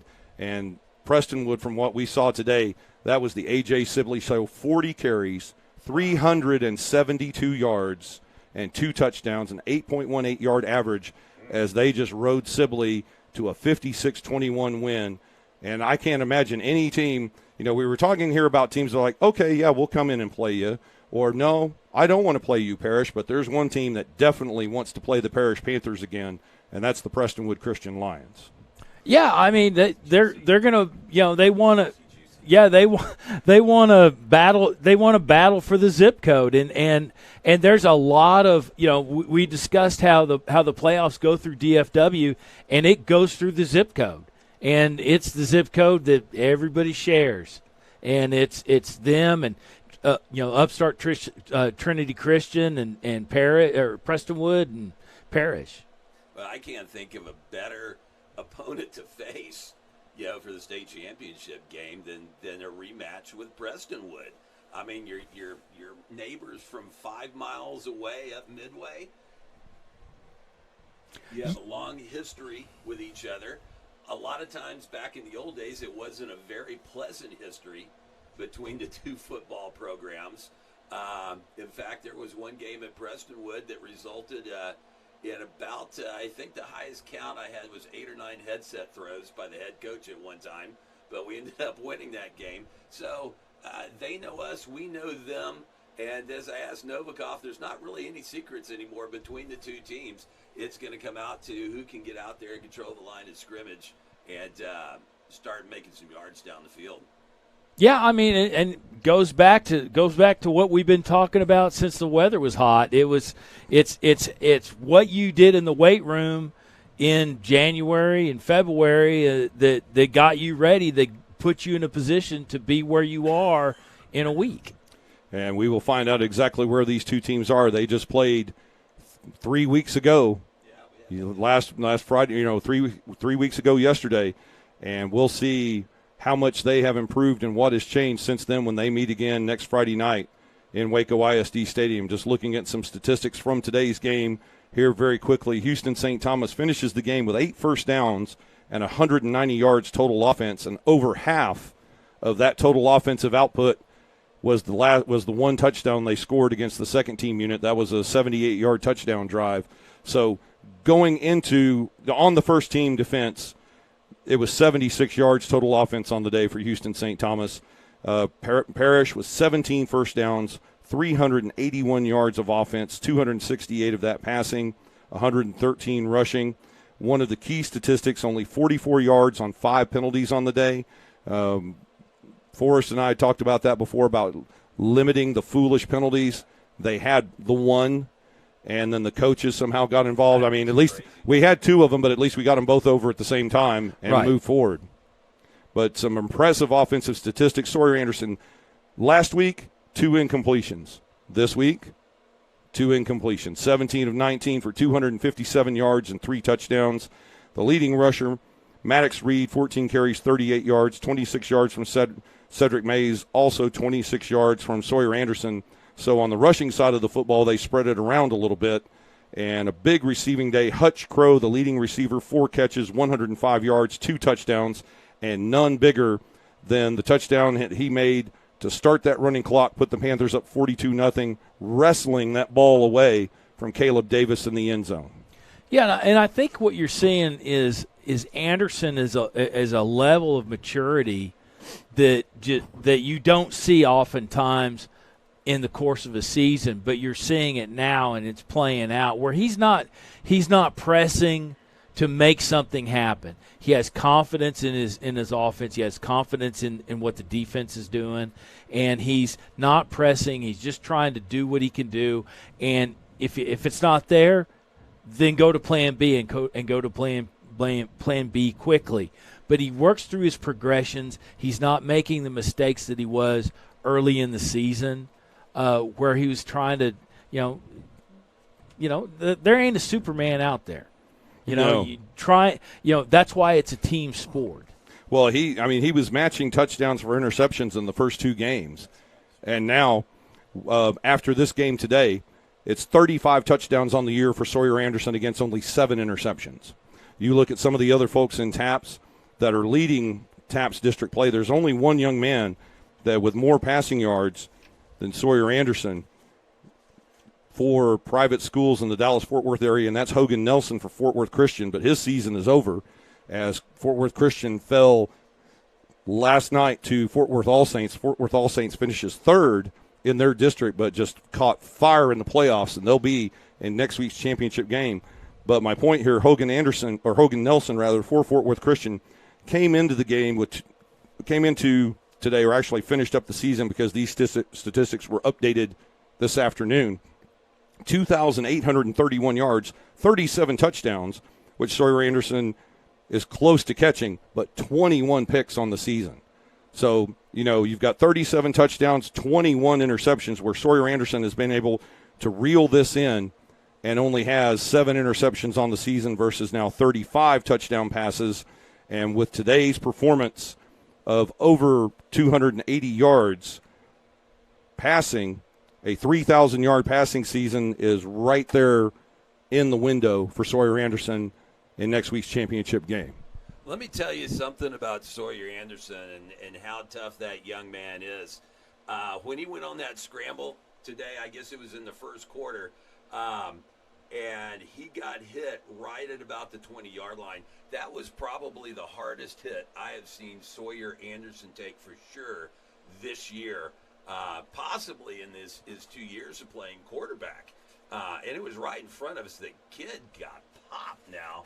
And he bounced right back up, and he finished out the drive. Saw him on the sidelines. I walked past him a few minutes later, and I said, "Hey, Sawyer, are we good?" And he gave me the thumbs up, and he said, "Never been better. Let's go win." And what a competitor. That was as he was getting his helmet fixed, too, because, by the way, it had gotten broken on that hit. So the kid's tough as nails, competitor, and is apparently a pretty good passer as well. Yeah, sometimes your headgear gets snapped up when you get decleated, and that's what happened. And he got lifted, but there's a level of maturity that he has taken on this season, and he's unrushed and extremely confident in what he's doing, and he has confidence around him, and that goes a long way. And you can look at the aggregate composition of statistics over the course of a season. But I kind of take the baseball approach where I look at the last month, I think if you stripped out all the other statistics and you just looked at what he's done in the last 6 weeks, the last 5 weeks, the last 4 weeks, I think you're seeing a kid who is a sophomore who is already very mature, who's maturing. Indeed, and that's just going to get better as time goes on. That's another key subject that Daniel Novikov and I touched on in the long-form interview that we hope to air next Friday night right here on Game On Sports. He talked about Preston Stone helping get this program started and said, Preston Stone's a generational talent, and he's going to make waves at SMU when he gets his chance. And then right on the heels of Preston Stone, something that almost never happens, here comes another generational talent in Sawyer Anderson, and that's what's kept this program moving forward and charging into their fourth straight TAPS Division I state championship game. Yeah, and as these kids exit the program, Demery's going to Ole Miss, and these kids are going to have opportunities that come up. Trey Williams heading to Stanford. Exactly, yep. and it goes down to what do you do when you're in the outhouse from the penthouse, because they're going from being the guy, big man on campus, to going to what they're relegated to, what they have never been, and they're going to see that, and I think you're seeing that with the maturity of or Preston Stone at SMU coming into his own. A number of other players coming out of this program. The fact of the matter is people think that, okay, on signing day it's over. It's over. No, I've arrived. Just beginning. That's not even the beginning. No. You still got to get them. You still got to get them in a car in August. Yep. And they gotta find out what's going on. They have to adjust to a whole new life, and the success rate for a college athlete, it's not even 50%. It's less than probably 20%. But you're seeing kids come out of this program. And be able to produce on a high level at various levels in college football and in college athletics. Yeah, and I'm hoping that before our championship game next week that we're going to have an opportunity to talk to these seniors and see what their next steps are, their next plans are, see who has offers. We know of Daniel Demery and Trey Williams, but hopefully there'll be some more of these young men taking that next step to the college level and beyond, or it may just be a situation where they're going to have valuable football memories to last a lifetime.